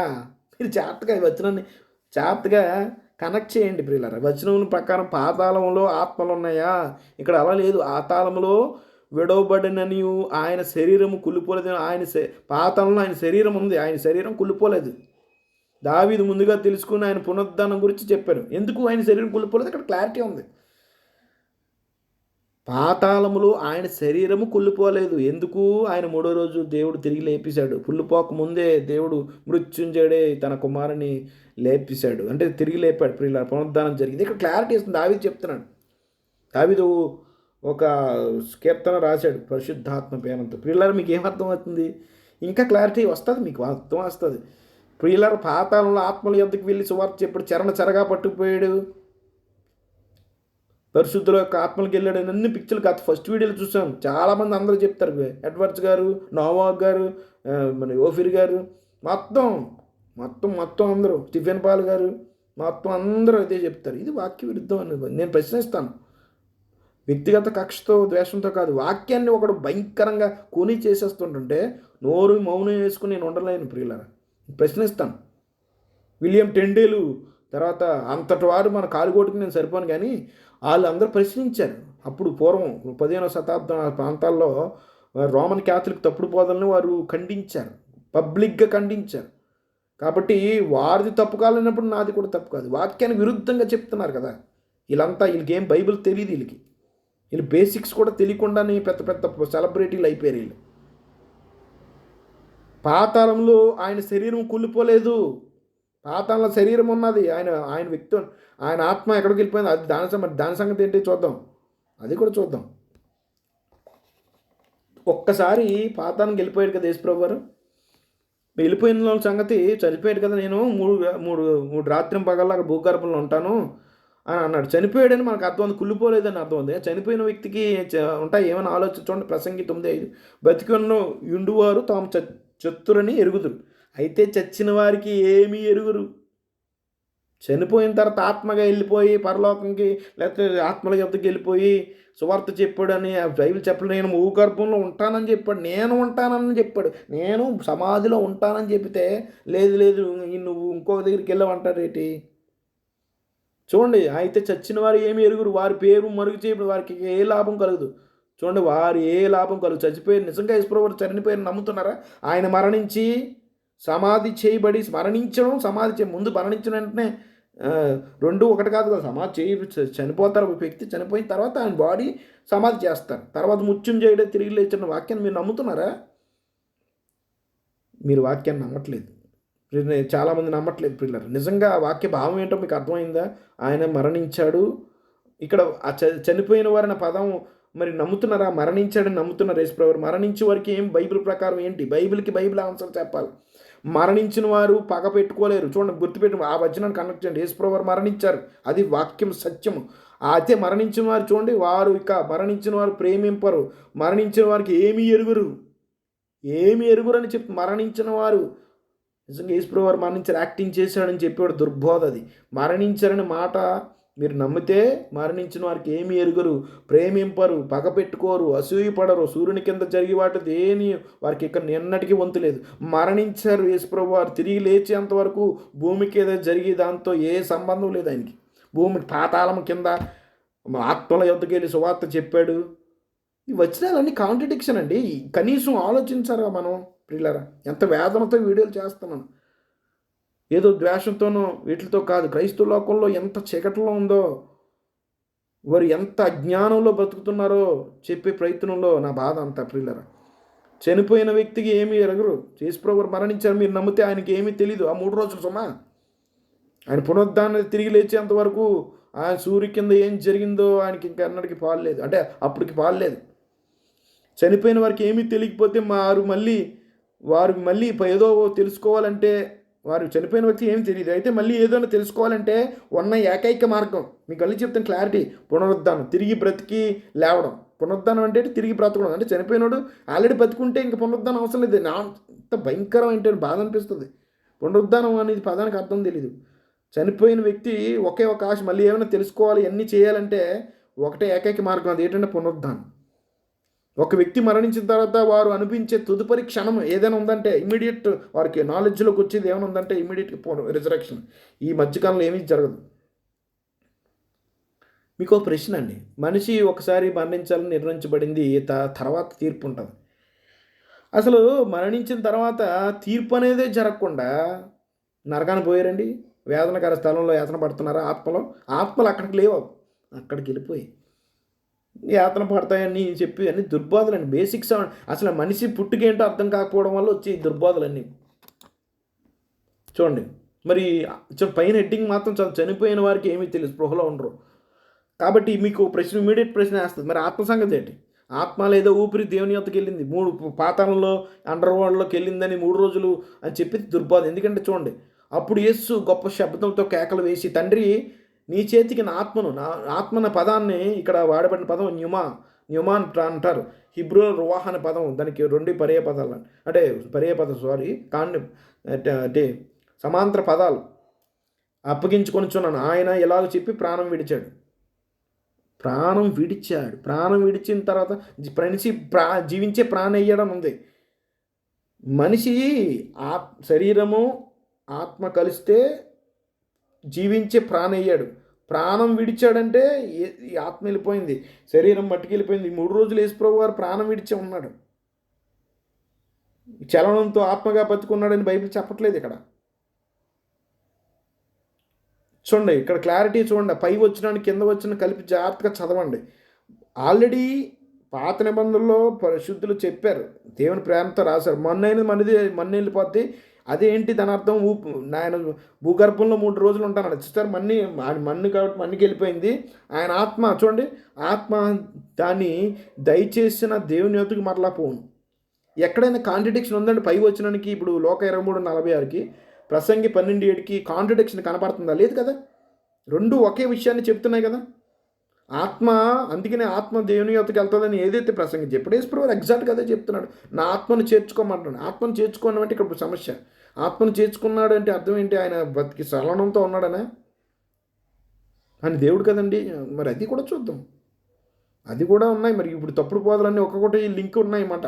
ఈ తప్పుడు బోధల ప్రకారము ఏం చెప్తాడు? తత్వవాదుల ప్రకారం ఏంటంటే అది చాలా కష్టం అయిపోద్ది. ఇప్పుడు తత్వబోధలకు ఏంటంటే అది కూడా చూద్దాం నెక్స్ట్.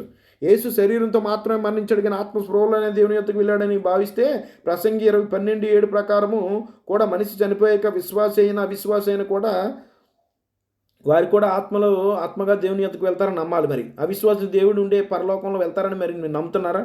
లేదు కదా. అంటే ఆత్మగా చరణంతో వెళ్ళిపోయాడని మీరు యేసుప్రభువారు అంటే మనిషిగా యేసుప్రభువారు మనిషిగా వచ్చారు కాబట్టి సుమా, మనిషి చనిపోయిన తర్వాత ప్రతి ఒక్కడి ఆత్మ పరలోకానికి వెళ్తారని ప్రసంగి చెప్తున్నారు. ఇక్కడ మీరు గమనించాలి, ప్రసంగి 12:7లో పరిశుద్ధుల ఆత్మలు మాత్రమే దయచేసిన దేవుని యొద్దకు వెళ్తానని చెప్పలేదు. మీరు ఎక్కడ కాంట్రడిక్షన్ కనబడదు. ఆయన వివరిస్తూ మనిషి గురించి చెప్తున్నాడు, అది మంచివాడైనా చెడ్డవాడైనా. మరి అలాగైతే మరి పరలోక ఆత్మ యేసుప్రభువారి ఆత్మగా స్పృహలో ఉంటే చనిపోయిన ఆత్మలు కూడా స్పృహలో ఉండాలి. మరి వాళ్ళు కూడా పరలోకం వెళ్ళిపోయారు. అది అలా చెప్దామా? తప్పు, అలా తప్పు. ఆత్మ అంటే చలనంతో ఉన్న వ్యక్తి వెళ్ళిపోవడం కాదు. దేవుని యొక్క ఫోర్స్, దేవుని యొక్క శక్తి, ఆయన జీవానికి శక్తి, ఆయన రికార్డ్ అంతా మాత్రం దేవుడి దగ్గర ఉంటుంది. యేసుప్రభువు వారిదే ఉన్నది 3 రోజులు. మనందరి రికార్డ్ అయితే ఉంటుంది, చలనంతో ఉండదు. హార్డ్ డిస్క్ ఉంది మనకు. హార్డ్ డిస్క్ కనెక్ట్ చేస్తేనే కదండి పనిచేస్తుంది. ఎగ్జాక్ట్గా అదే జరిగింది. చూడండి, మళ్ళీ చెప్తున్నాడు, యేసు మరణించి సమాధి చేయబడి మృత్యుంజయ తిరిగి లేచిన వాక్యం నమ్మదగింది. ఎందుకంటే చూడండి, రోమపత్రిక 6:23లో to say that Jesus didn't die, నిజంగా చనిపోలేదు, శరీరం మాత్రం చనిపోయింది, ఆత్మ బతికే ఉందని ఎవడైనా చెప్తే అసలు ప్రాయశ్చిత్తానికి చాలా వారు అవమానిస్తున్నారు. ప్రాయశ్చిత్తం అనే వెలకి ఏదైతే దేవుడు అటాన్మెంట్ చేశాడో అది చాలా అవమానిస్తున్నారు. ఎందుకంటే ఆయన శరీరం చనిపోయింది కానీ ఆత్మ బతికి సజీవ కాన్షియస్గానే ఆత్మల దగ్గరికి వెళ్ళి సువార్త చెప్పాడు అని చెప్పేది బైబిల్ అలా చెప్పట్లేదండి. If Jesus remained conscious and active then he didn't experience the wages of sin which is death. నిజంగా ఆయన ఆత్మగా చనిపోయి ఆ శరీరంతో చనిపోయి ఆత్మ బతికుంటే పాపం వల్ల వచ్చే జీతం ఏంటది? మరణము. ప్రియులారా, ఆ మరణాన్ని ఆయన ఎక్స్పీరియన్స్ చేయలేదు అంటే ఆయన పాపానికి వెల చెల్లించాలి అంటే అటాన్మెంట్ జరగలేదని చెప్తున్నావు నువ్వు. శరీరం మాత్రం చనిపోయింది, ఇంకో వ్యక్తి లోపల వ్యక్తి ఇంకా బతికే ఉన్నాడు అని నువ్వు చెప్తున్నావంటే నిజంగా చనిపోలేదు, యాక్టింగ్ చేసాడు. జస్ట్ ఒక బాడీ పైన ఓపెన్ తీసి వదిలేశాడు అన్నమాట. If Jesus was active as a spirit with while his body was in grave, ఆత్మ సజీవంగా ఉండి స్పృహలో ఉండి శరీరం మాత్రమే సమాధిలో ఉంటే then he didn't really die, నిజంగా చనిపోలేదు. He just changed form. But the Bible emphasis that he poured out his soul unto death. ఇక్కడ చాలా క్లియర్గా ఉంది, యెషయా స్పష్టంగా ఎవడు కాదనలేడు. లేదండి ఆ శరీరం మాత్రమే చనిపోయింది, ఆత్మ బతికుందనేది అబద్ధ బోధ. ఇక్కడ ఏం చెప్తుంది? ఈ సౌల్ ద హోల్ పర్సన్ అంటూ డెత్ అని చెప్తుంది. సౌలు అంటే ఇక్కడ యెషయా 53:12 పదం ఏం పదం వాడారు చూడండి, నెఫెస్ అనే పదం వాడారు. నెఫెస్ అంటే ద హోల్ పర్సన్. మీరు అందుకనే ఆదికాండం చెప్పాను. సౌల్ అంటే ఎవరండి? సౌల్ అంటే the living soul. Man became a living soul. ఈ living soul, we don't have a soul but we are the soul. Body plus spirit అதாவது బ్రెత్ కలిస్తే లివింగ్ సౌల్. శరీరం చనిపోయింది, ఆత్మ బతుకుంది అనేది పచ్చి అబద్ధబాదు. ఎందుకంటే శరీరము ఆత్మ కలిసి చనిపోయినట్టు ఉంది కదా. ఈ సౌల్ అంటే రెండు కలిస్తేనే సౌల్ అంటారు. ఈ శరీరము ఆత్మ కలిసి ఉన్నప్పుడే సౌల్ అంటారు. The whole person died. Bible చెప్తుంది ఇది. మీరు సౌల్ అనే పదానికి అర్థం తెలుసుకోండి. మొదట వచ్చిన body plus breath or spirit is equal to the living soul or a living creature or living person. Person died, not a shell died. ఆ శరీరంలో మాత్రమే చనిపోయిందని బైబిల్ చెప్పట్లేదు. క్రీస్తు వారు నిజంగానే చనిపోయాడు 3 రోజులు. For Jesus to be the second Adam, he had to experience exactly what the first Adam experienced, a total cessation of life. క్రీస్తు నిజముగా రెండవ ఆదాముగా అవ్వాలి అంటే మొదటి ఆదాము వలె ఆయన ప్రతి విషయంలోనూ ఎక్స్పీరియన్స్ చేయాలి ప్రియులారా. మన జనరల్గా తెలుసు కదా, మొదటి ఆదాము కడపటి ఆదాము అంటాం. కడపటి ఆదాముగా ఆయన పిలువబడాలి అంటే మొదటి ఆదాము ఆయనకుండే అనుభవాన్ని ప్రతిదీ ఎక్స్పీరియన్స్ చేయాలి. మొదటి ఆదాము ఇప్పుడు ఏమయ్యాడు? మరణించి మన్నది మంటకి వెళ్ళిపోయింది. ఆయన రికార్డు ఆత్మ అలాగే ఊపిరి ఆయన దేవుడి దగ్గరికి వెళ్ళిపోయింది. పిల్లరా చాలా ఇంపార్టెంట్ ఈ వచనం. యెషయా 53:12 చదవండి. కేవలం శరీరం మాత్రం చనిపోయిందని చెప్పట్లేదు. యెషయా 53:12 నెఫెస్ అనే పదాన్ని ఛాలెంజ్, ఓపెన్ ఛాలెంజ్ చేస్తున్నాను ఎవరికైనా. నెఫెస్ అంటే ఏంటి? ద హోల్ పర్సన్ అంటూ డెత్. ఆయన పూర్తిగా తను సమర్పించుకున్నాడు. తను హోల్ పర్సన్. ఈ poured out is Saul unto death అండి. మన కోసం మన ప్రభు ఎంత రిస్క్ చేశాడో తెలుసండి.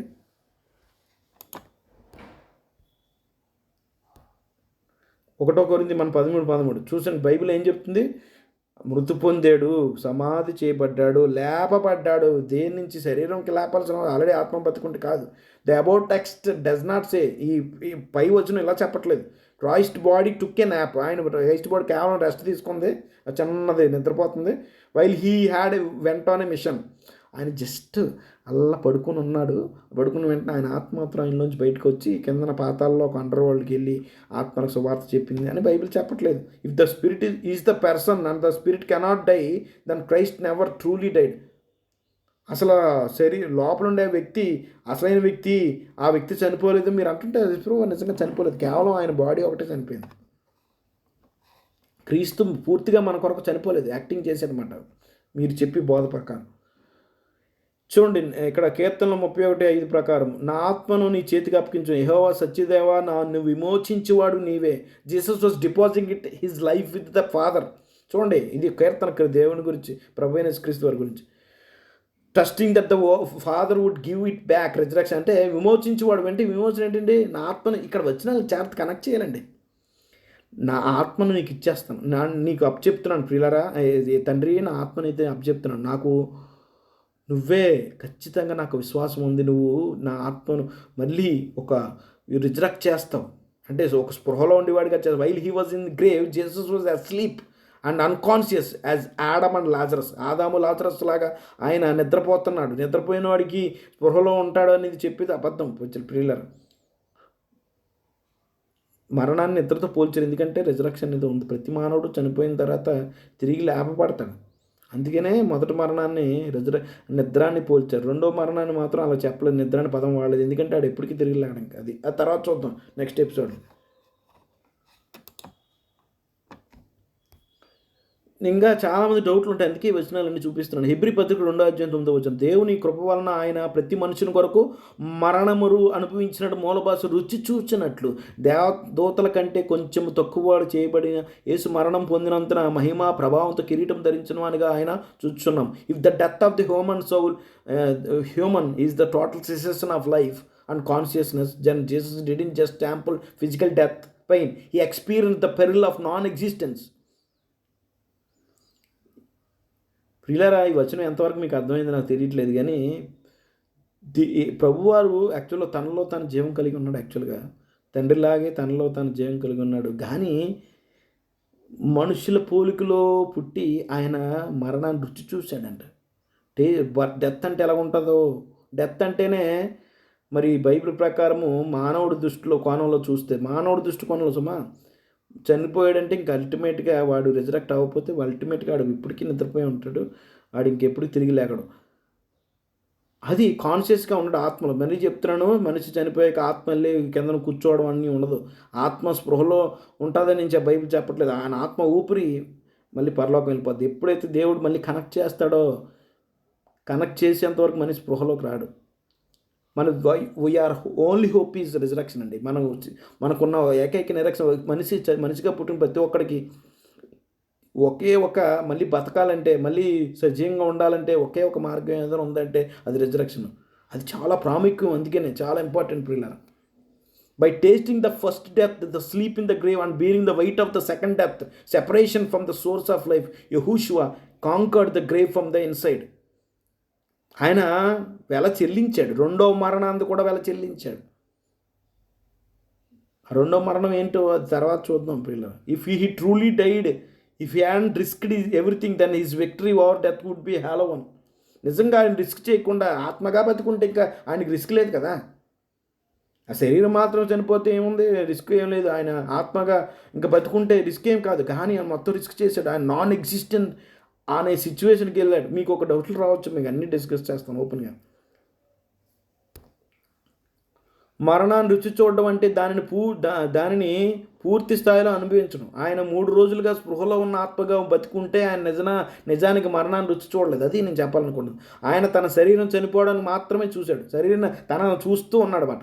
నిజంగా రుచి చూడడం కాదు. ది గార్డెన్ ఆఫ్ గెత్సెమనీ, ఆయన చూడండి, గెత్సెమనీ తోటలో Jesus exceedingly sorrowful even unto death డెత్. ఆయన మరణాంత వరకు ఆయన భయంకర వేదన పడినట్టు మనం చూస్తాం. This wasn't just fear of nails.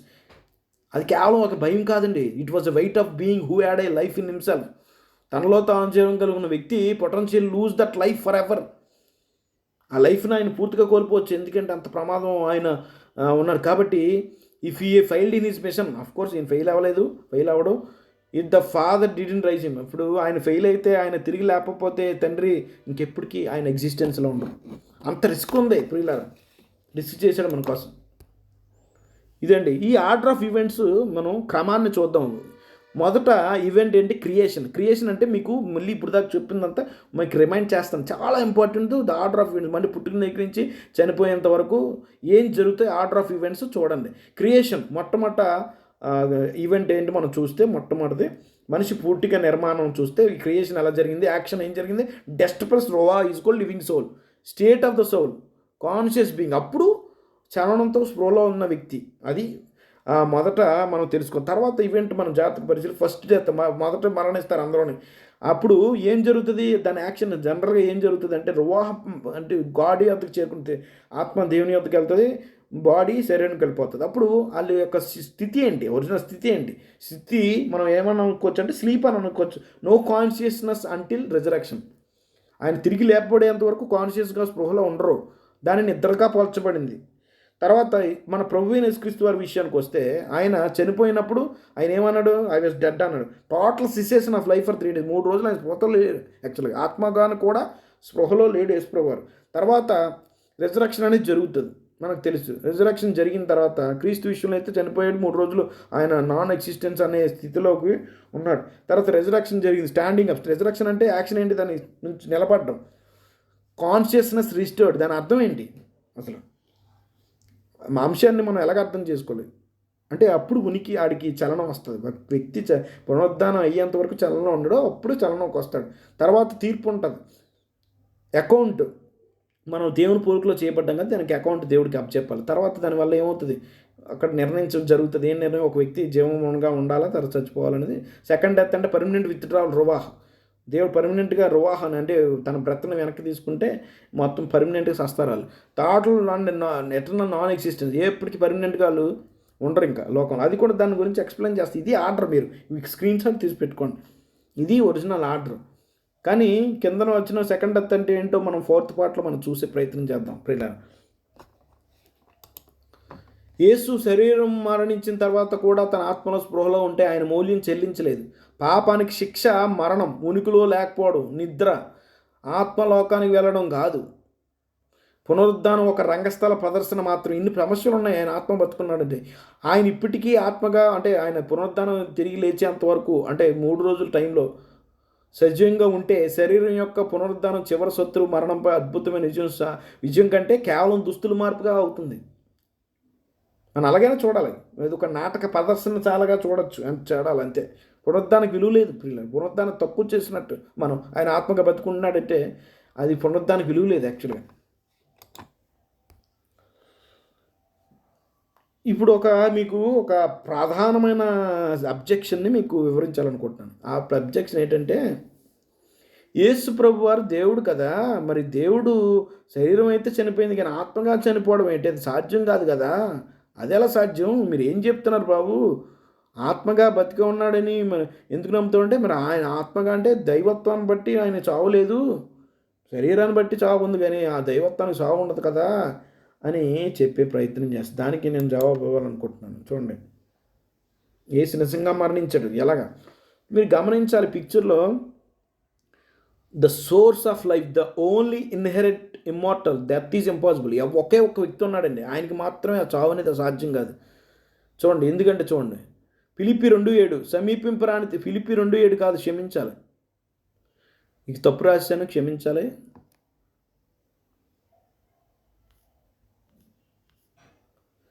1 Timothy 6:16 సమీపింపరాని తేజస్సులో ఆయన మాత్రమే అంటే తండ్రి అయిన దేవుడు మాత్రం వహించుచు అమరత్వం గలవాడై ఉన్నాడు.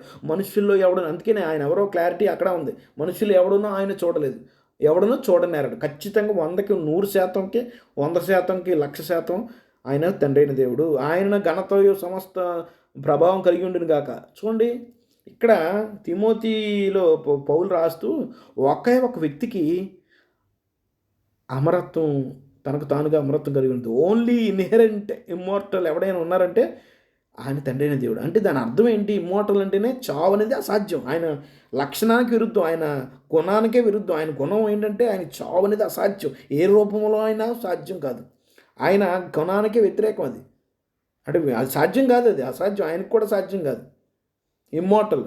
అయితే కుమారుడు మరి చనిపోయాడు అంటే ఎలా సాధ్యమైంది? చూడండి, యోహాను సువార్త 5:26 తండ్రి ఎలాగూ తనలో తనంతట తానే జీవం కలిగి ఉన్నాడో అలాగే కుమారుడు తనంతట తాను జీవం కలిగి ఉండుట కుమారునికి అధికారము అనుగ్రహించబడిను.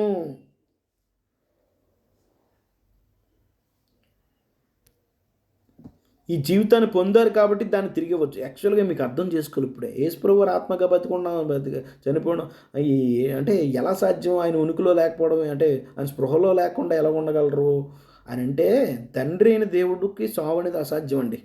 ఆ ఏ రూపంలో కూడా సాధ్యం కాదు. కానీ కుమారుడికి వేరే పరిస్థితి ఏంటంటే, కుమారుడికి కూడా నిత్య జీవం ఉన్నది, తనలో తాను జీవం కలిగి ఉన్నాడు. అది ఎవరిచ్చారు? దేవుడు ఇచ్చాడు, తన తండ్రి జన్మ హక్కుగా ఇచ్చాడు. తండ్రిలో నుంచి వచ్చాడు యేసుప్రభు వారు. కాబట్టి ఆయన ఉనికికి తండ్రి కారణమయ్యాడు. ఆయన వ్యక్తిత్వానికి వ్యక్తిగా ఉండడానికి తండ్రి కారణం. కాబట్టి ఆ లైఫ్ దేవుడు తండ్రికి ఇచ్చాడు. అంటే యేసుప్రభు వారు కూడా ఎన్నటికీ చావు లేకుండా పరిస్థితి ఆయన ఉండొచ్చు. ఆయన నలుగురికి జీవం వచ్చి, ఎందుకంటే తనలో తాను జీవం కలిగి ఉన్నాడు. ఈ పిక్చర్లో మీరు జాగ్రత్తగా పరిశీలించండి ప్రియులారా. God the Father, the only true God. ఇది ఓన్లీ ట్రూ గాడ్ అంటే ఇద్దరు కాదు. God the Father is the only true God. He is the source of immortality, cannot die. But తండ్రి కుమారుడు పరిస్థితి, ద ఓన్లీ బిగాటన్ సన్. ఎవరది? The only begotten son received immortality, can die at will. అంటే ఆయన ఆ అధికారాన్ని అంటే ఏదైతే తండ్రి ద్వారా తీసుకున్నాడో దాన్ని తిరిగి ఇచ్చి మళ్ళీ వెనక్కి తీసుకునే శక్తి ఆయనకు ఉంది. తండ్రి పరిస్థితి అలా కాదు. మీరు ఈ విషయాన్ని అర్థం చేసుకోవాలి. చూడండి, ఇక్కడ ఎలా సాధ్యమైందంటే చూడండి, మనుషులు పోలిక పుట్టి దాసుని స్వరూపమును ధరించుకుని తను తానే రిక్తునిగా చేసుకుని, చాలా ఇక్కడే ఇంపార్టెంట్. తండ్రి యేసుప్రభు వారు తనలో తాను ఎప్పుడు మరణించకుండా అసాధ్యం. ఆయనకి మరణం కూడా జనరల్గా అసాధ్యం అన్నప్పుడు ఆయనకి ఇవ్వబడింది కాబట్టి ఆయన వెనక్కి ఇవ్వగలడు, మళ్ళీ తీసుకోగలడు. ఆ శక్తి ఆయనకు ఉంది. తండ్రి అలా చేయలేడు, ఎందుకంటే ఆయన క్యారెక్టర్కి విరుద్ధం. చూడండి, తనలో తాను జీవం కలిగి ఉండుటకు దేవుడు తనకు అనుగ్రహించిన వ్యక్తిగా యేసు మరణించడం సాధ్యం కాదు. కానీ తనను తాను ఖాళీ చేసుకోవడం ద్వారా మరియు మట్టి శరీరాన్ని తీసుకోవడం ద్వారా ఆయన మరణానికి సమర్థుడయ్యాడు. తన సొంత దైవిక శక్తిని ఉపయోగించడం మానేసి పూర్తిగా తండ్రి ఆత్మపై ఆధారపడ్డాడు. భూమి మీద వచ్చినప్పుడు యేసు రెండవ ఆదాము కావాలి అంటే ఆయన పూర్తిగా ఆదాములా మారాలి.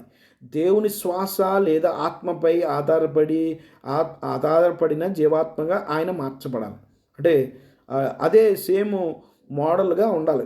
ఆత్మ లేదా శ్వాసము సిలువలో తీసివేయబడినప్పుడు రాజు నిజంగా మరణించి మరణం యొక్క నిశ్శబ్దాన్ని అనుభవించాడు ఆ 3 రోజులు. ఆయన నిజంగా ఎగ్జిస్టెన్స్ తండ్రి పక్కన కూర్చోవడం అలా లేదు.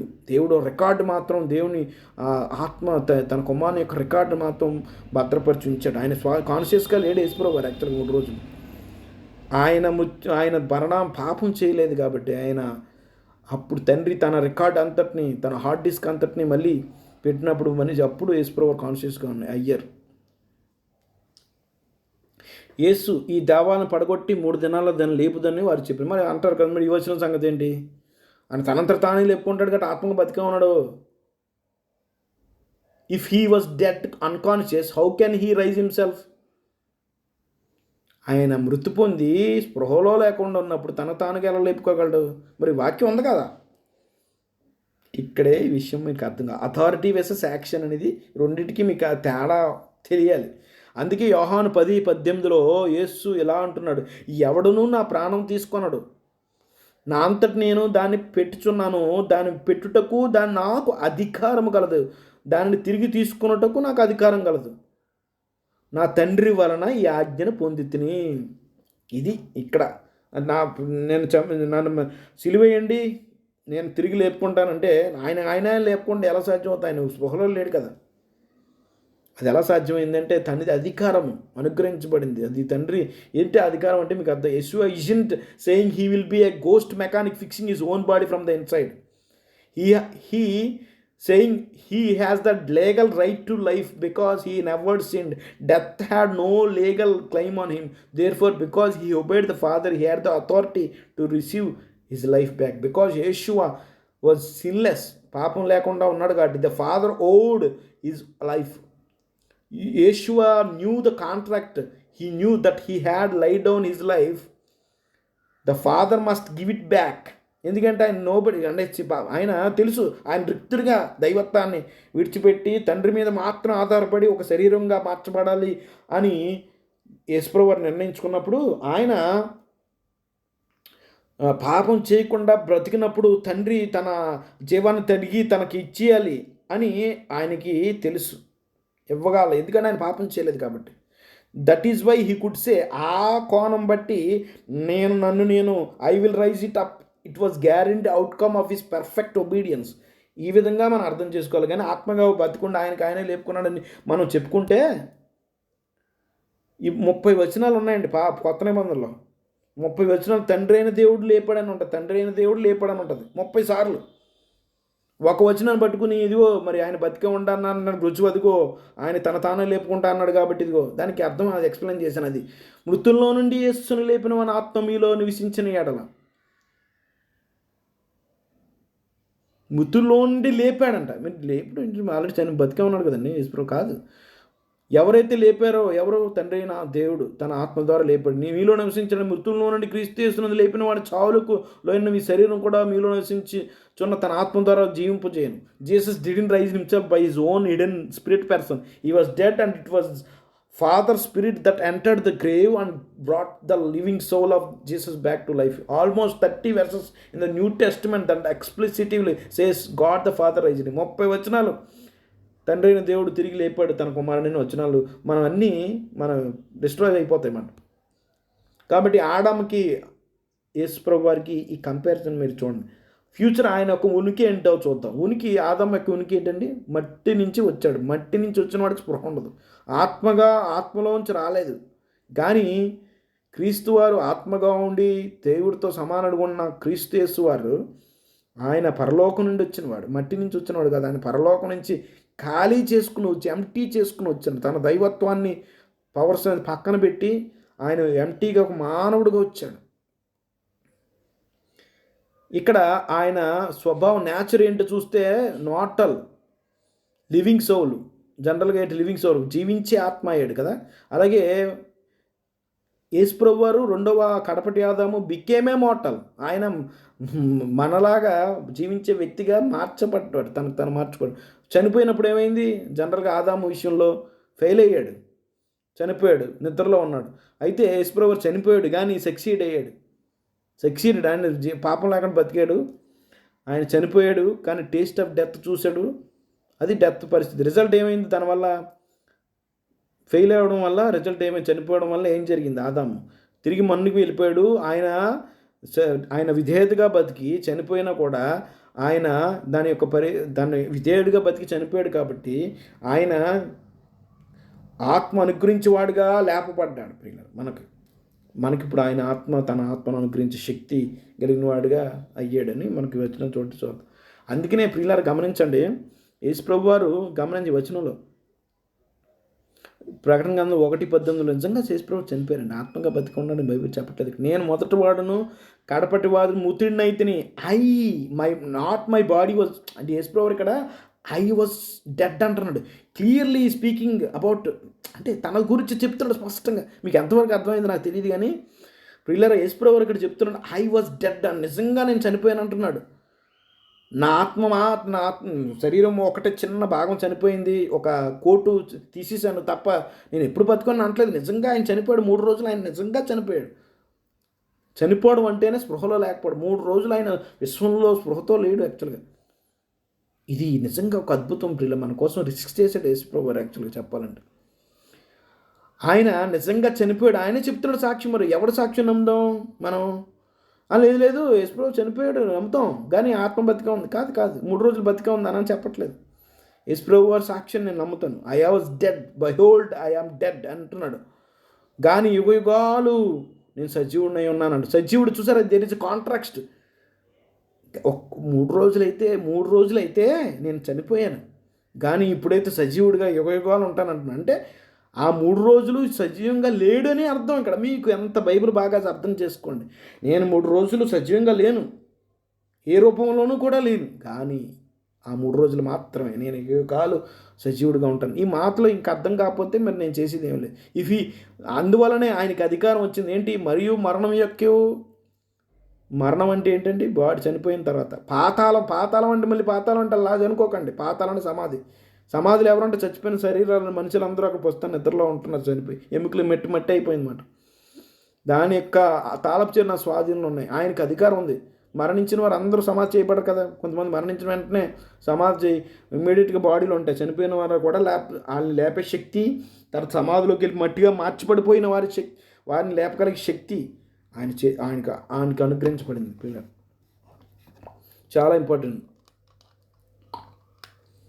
ముందుకెళ్దాం.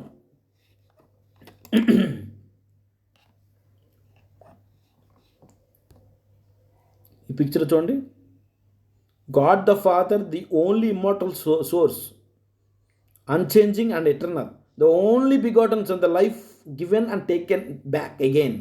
ఆయన తిరిగి వృత్తునిగా తన జీవాన్ని ఇచ్చాడు. నిజంగా శరీరం మాత్రం చనిపోతే మనకి నిత్యజీవం రాదండి. ఆయన తన ప్రాణాన్ని పూర్తిగా పెట్టాడు. Taken again, death conquered. రెండింటి మధ్య తేడా మీరు చూడొచ్చు ప్రియులారా. ఇప్పుడు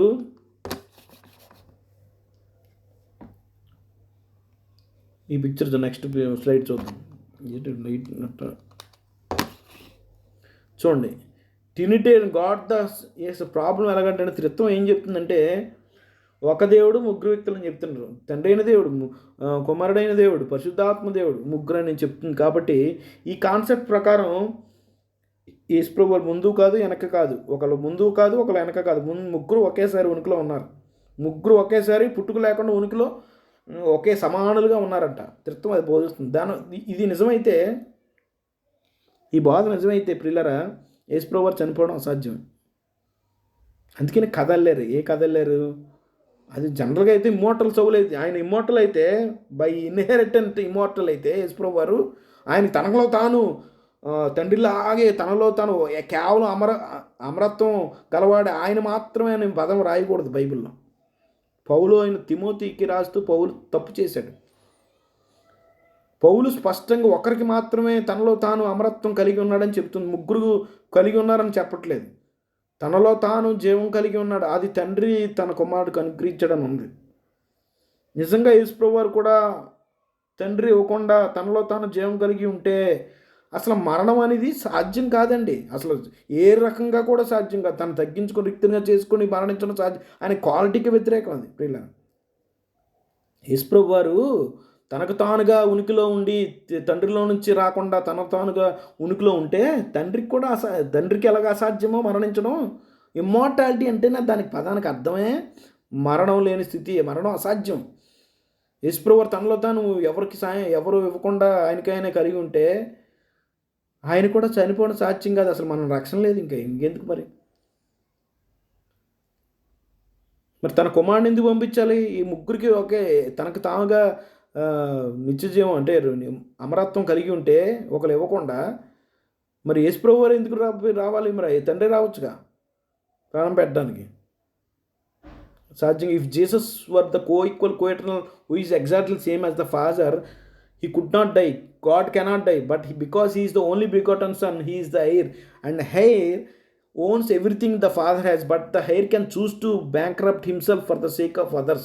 Jesus poured out his soul unto death. He took the life in himself that the Father gave him and handed it back. ఇది feature God the father only begotten sun reference. ఇది మీకు ఒక టైప్ పట్టిక అర్థం కావాలి.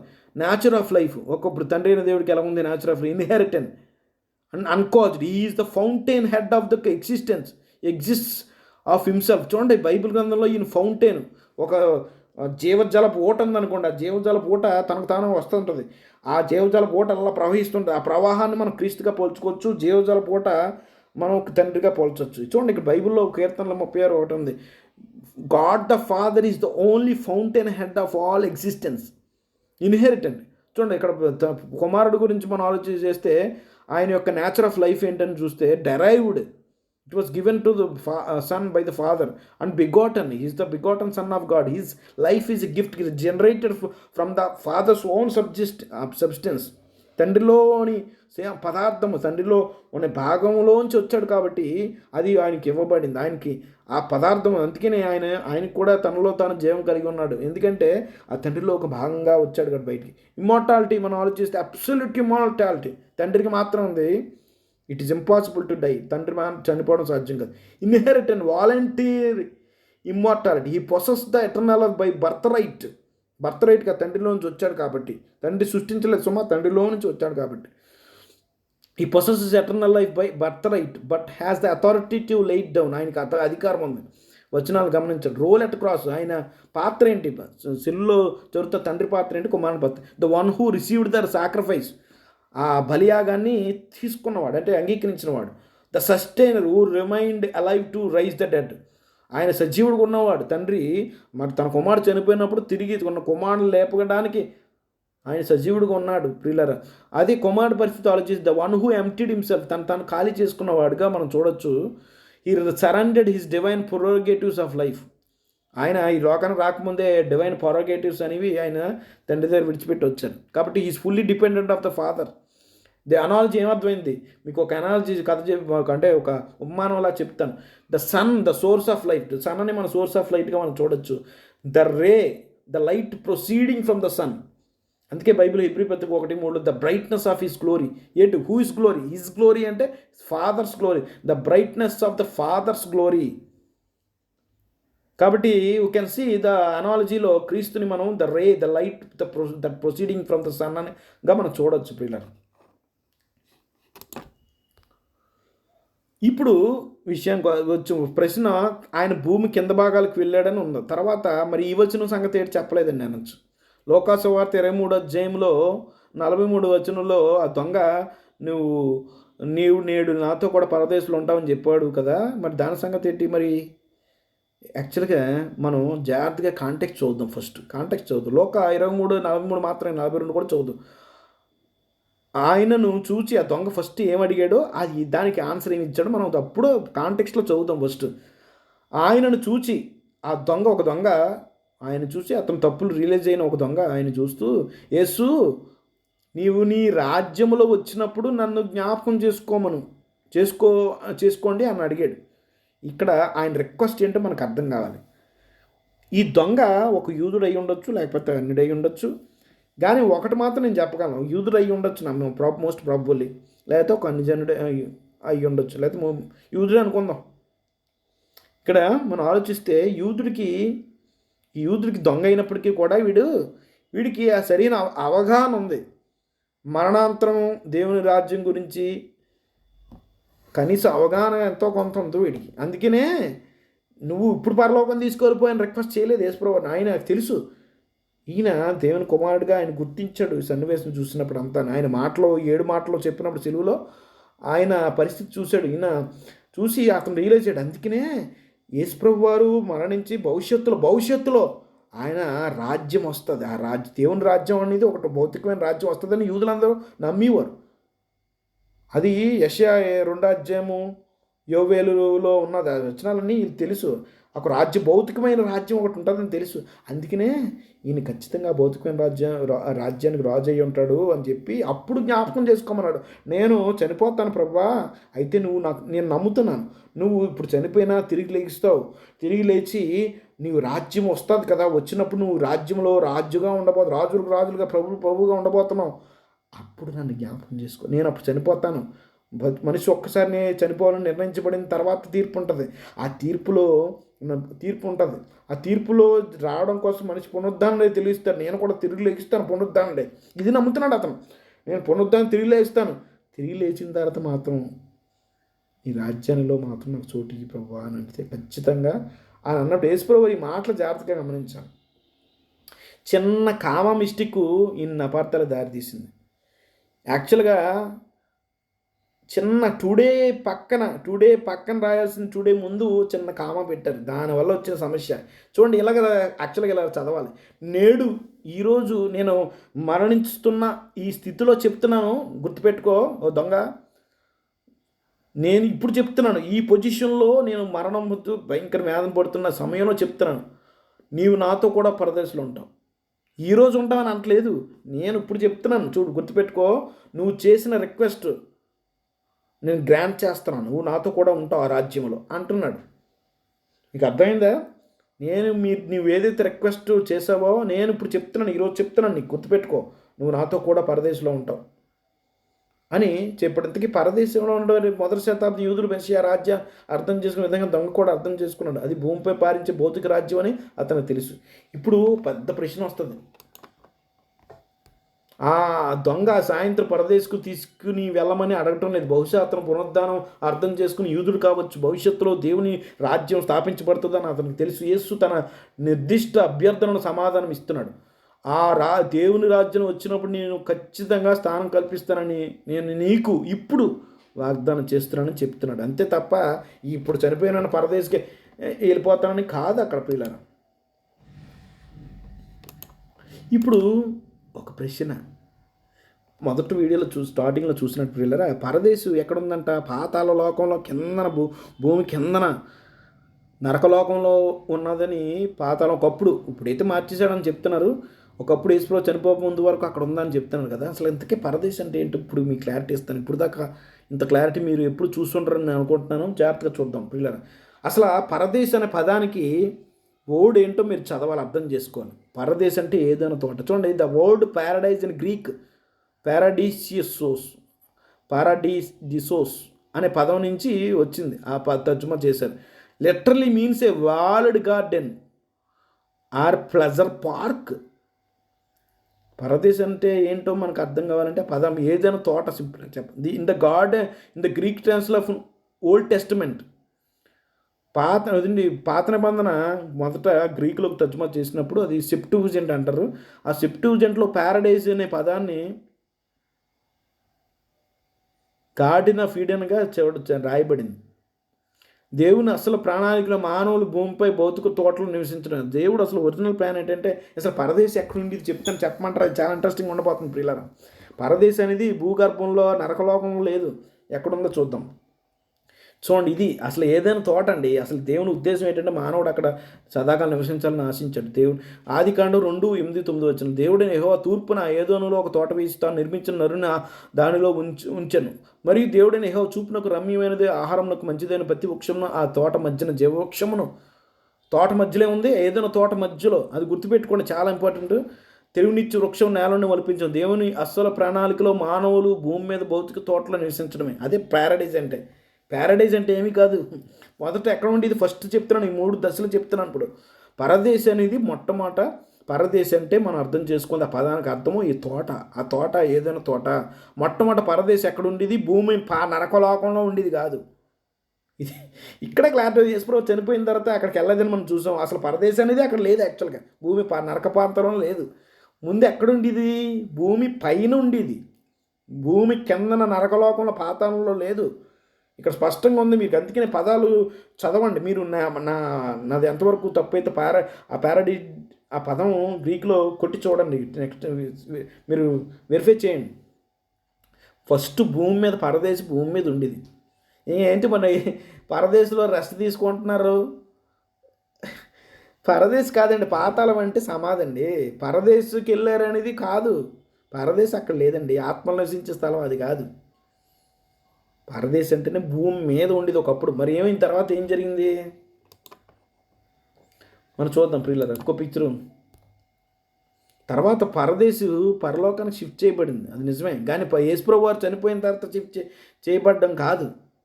చనిపోయిన తర్వాత ఆత్మలుగా ఉన్న ఆ లోకాన్ని, నరకలోకంలోని పరదేశం తీసుకెళ్ళిపోయింది కాదు. ఇక్కడ పరలోకం ప్రస్తుతానికి ఇప్పుడు ఎక్కడుంది? పరలోకం ప్రస్తుతానికి ఒకప్పుడు భూమి మీద ఉండేది, ప్రస్తుతానికి అయితే ఇప్పుడు పరలోకంలో ఉంది. అది ఎలాగా? 1 కొరింథీయులకు 2:12-4 చూద్దాం. క్రీస్తునందు ఒక మనిషిని నేను ఎరుగుదును, అతను 14 సంవత్సరాల కిందట 3వ ఆకాశం కొనుపోబడింది. ఎక్కడ గుర్తుపెట్టుకోండి, 3వ ఆకాశం కొనుపోబడింది. అతడు శరీరంతో కొనుపోబడిన నేను ఎరుగును, శరీరం లేకుండా కొనుపోబడిన నేను ఎరుగును. అది దేవునికే తెలియను కట్టి మనిషిని నేను ఎరుగుదును. అతని ఎక్కడికి మరి ముందేమో 3వ లోకానికి, 3వ ఆకాశానికి వెళ్ళినట్టుంది. ఇక్కడ అతడు పరదేశంలోనికి కొనుపోబడి వచ్చింప సఖ్యము కాని మాటలు వినను, ఆ మాటలు మనుషులు పడుకోకూడదు. ఇప్పుడు పరలోకం ఎక్కడ ఉంది? పౌలు రాసి టైంకి యేసుప్రభువు షిఫ్ట్ చేశారని కాదు ఇక్కడ. ఎందుకు అది ఎప్పుడు మార్చబడింది మీకు చెప్తాను. పరదేశు ప్రస్తుతానికి దేవుడు ఉండే స్థలంలో 3వ ఆకాశంలో ఉంది. మొదట ఒకప్పుడు భూమి మీద ఆదాము టైంలో ఉండేది. తర్వాత ఇప్పుడు మార్చబడిందో చూద్దాం. ఈ పరిశుద్ధాత్మలు తర్వాత తీసుకెళ్ళలేదు, యేసుప్రభువు తీసుకెళ్ళడం కాదు. చూడండి, తర్వాత మీరు గమనిస్తే ఎందుకు అలా చెప్పగలుగుతారంటే ప్రకటన 2:7 చూడండి.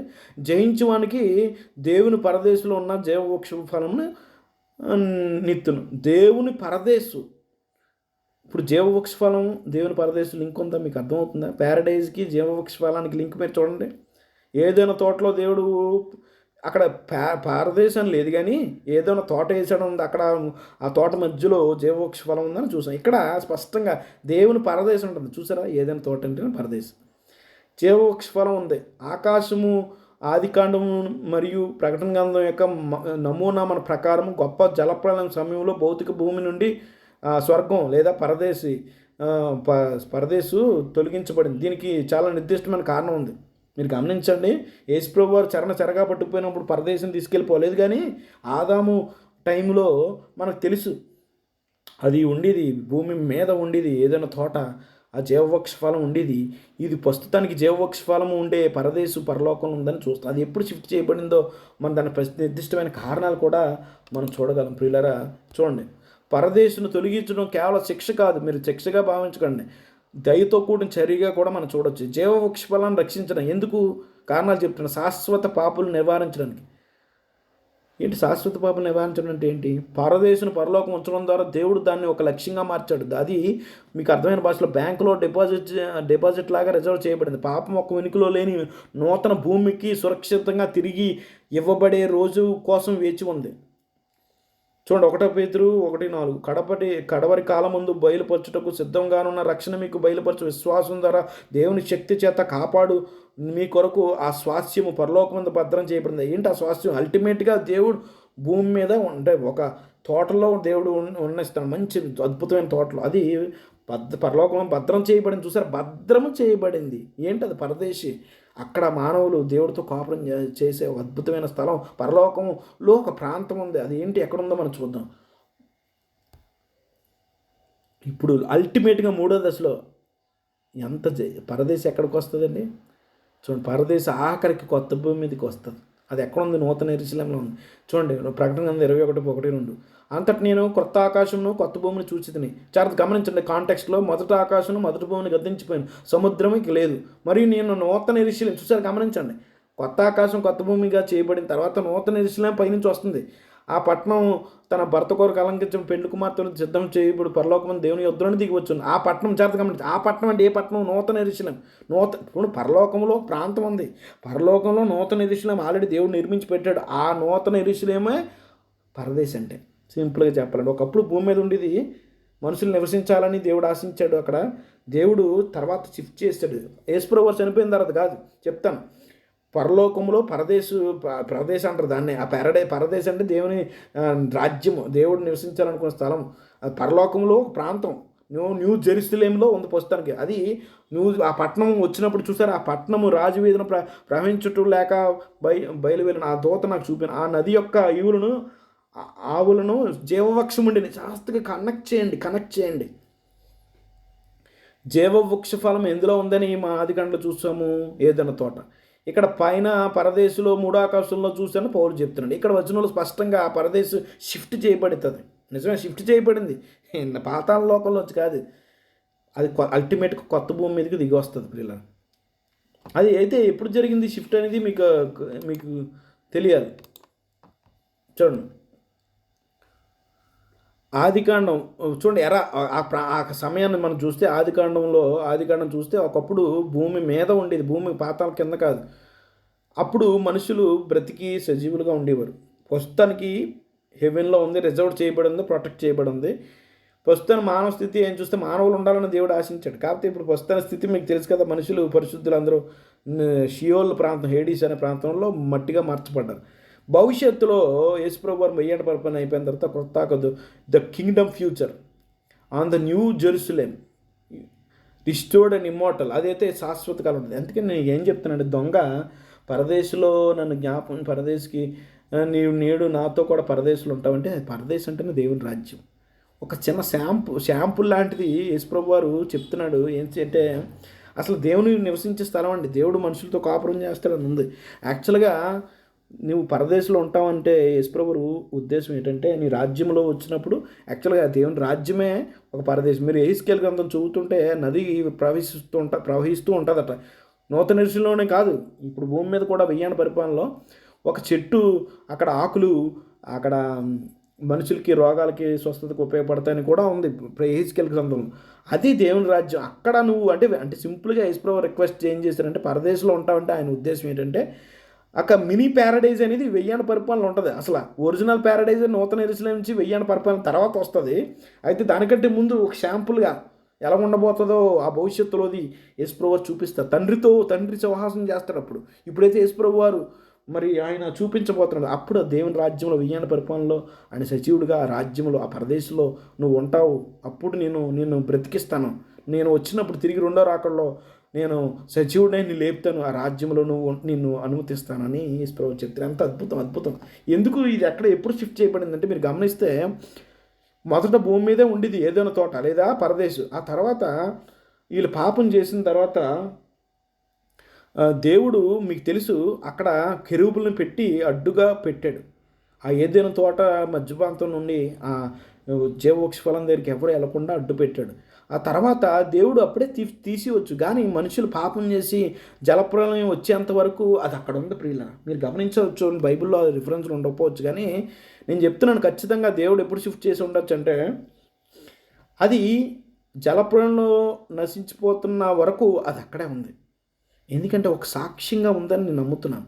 ఆదాము అవ్వలే కాదు, ఆదాము అవ్వలకు పుట్టిన సంతానం అందరికీ ఒక సాక్ష్యం. ఒరే మీరు చేసిన పాపం వల్ల ఏం మిస్ అయిపోయారు చూడండి, ఒక సాక్ష్యంగా దేవుడు ఉంచాడు. మీరు ఆ జీవవృక్ష ఫలాన్ని తినవలసిన వాళ్ళు మంచి చెడులు తెలిచే చెట్టుని తిన్నారు. ఇలాంటిది మీరు దీన్ని కోల్పోయారు, దాని వల్ల దీన్ని కోల్పోయారని వారికి చూపించే ప్రయత్నం చేశారు. అప్పటి వరకు కెరూబులతో అది కాపలా కాల్చినట్టుగా మనం చూడొచ్చు. అయితే ఈ తర్వాత ఏం జరిగిందంటే, జలప్రలయం వచ్చినప్పుడు దాన్ని రిజర్వ్ చేయడానికి చెప్పాను కదా, రిజర్వ్డ్ ప్రొటెక్ట్ చేయడానికి దేవుడు అది తన కృపను బట్టి ఆ ఏదైనా తోట అప్పుడు అక్కడ ఉన్న ప్రాంతాన్ని జలప్రలయంలో సమాధి అయిపోకుండా దేవుడు వస్తే నూతన ఋషిని పరలోకంలో ఉంది ఆ ప్రాంతంలో దాచిపెట్టాడని మనం చూడొచ్చు. కాకపోతే యేసుప్రభు వారు చనిపోయిన తర్వాత జరగలేదు ఇది.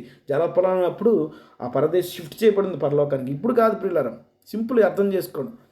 కాబట్టి ఇవి విషయాలు మీరు గమనించాలి. చూడండి, రివర్స్ ఆఫ్ ద కార్స్. ఒకప్పుడు location on the garden, new Jerusalem, final destination. చూడండి, ఫైనల్ డెస్టినేషన్ ఒరిజినల్ ప్యారడైజ్ జెనిసిస్లో ఉండేది, ఫైనల్ ప్యారడైజ్ రెవల్యూషన్లో ఉన్నది. యాక్సెస్ అక్కడ ఏముంది, tree of life, the tree of the Saul. అక్కడ ఆదాము నివసించేవారు. అప్పుడు ఫైనల్ ప్యారడైజ్లో ఎవరు నివసిస్తారు? రెజరెక్టెడ్ సైన్స్ నివసిస్తారు. అక్కడ గాడ్స్ అనేది ఏంటి? గాడ్ వాక్డ్ విత్ మ్యాన్ అక్కడ ఉన్నది ఆది కాండంలో.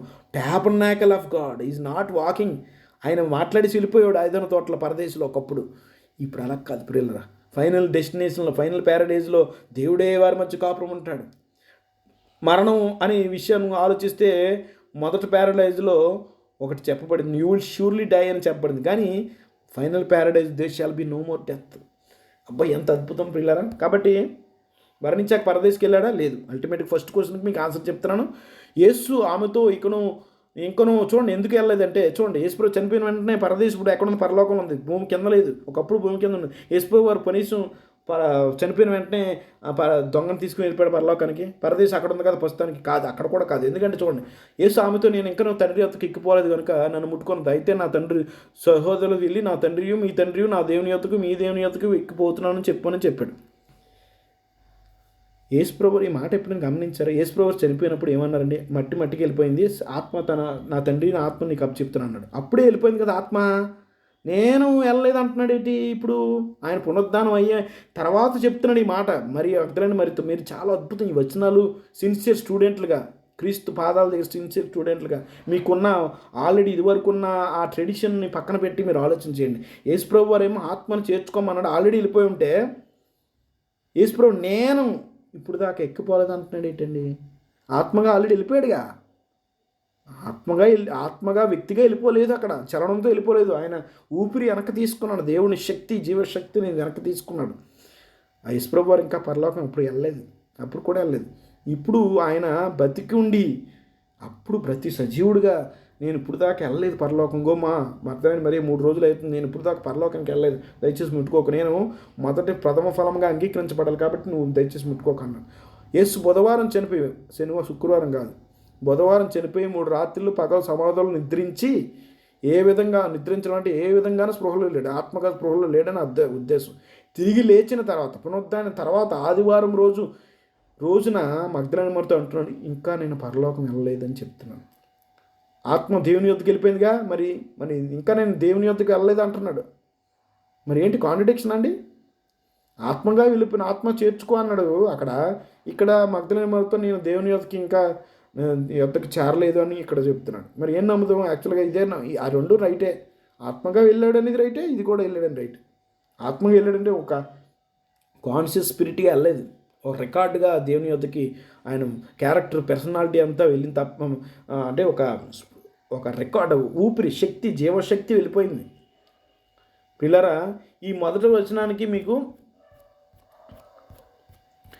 ఈ ఫస్ట్ డౌట్ మీకు తీరిపోయింది అనుకుంటున్నాను.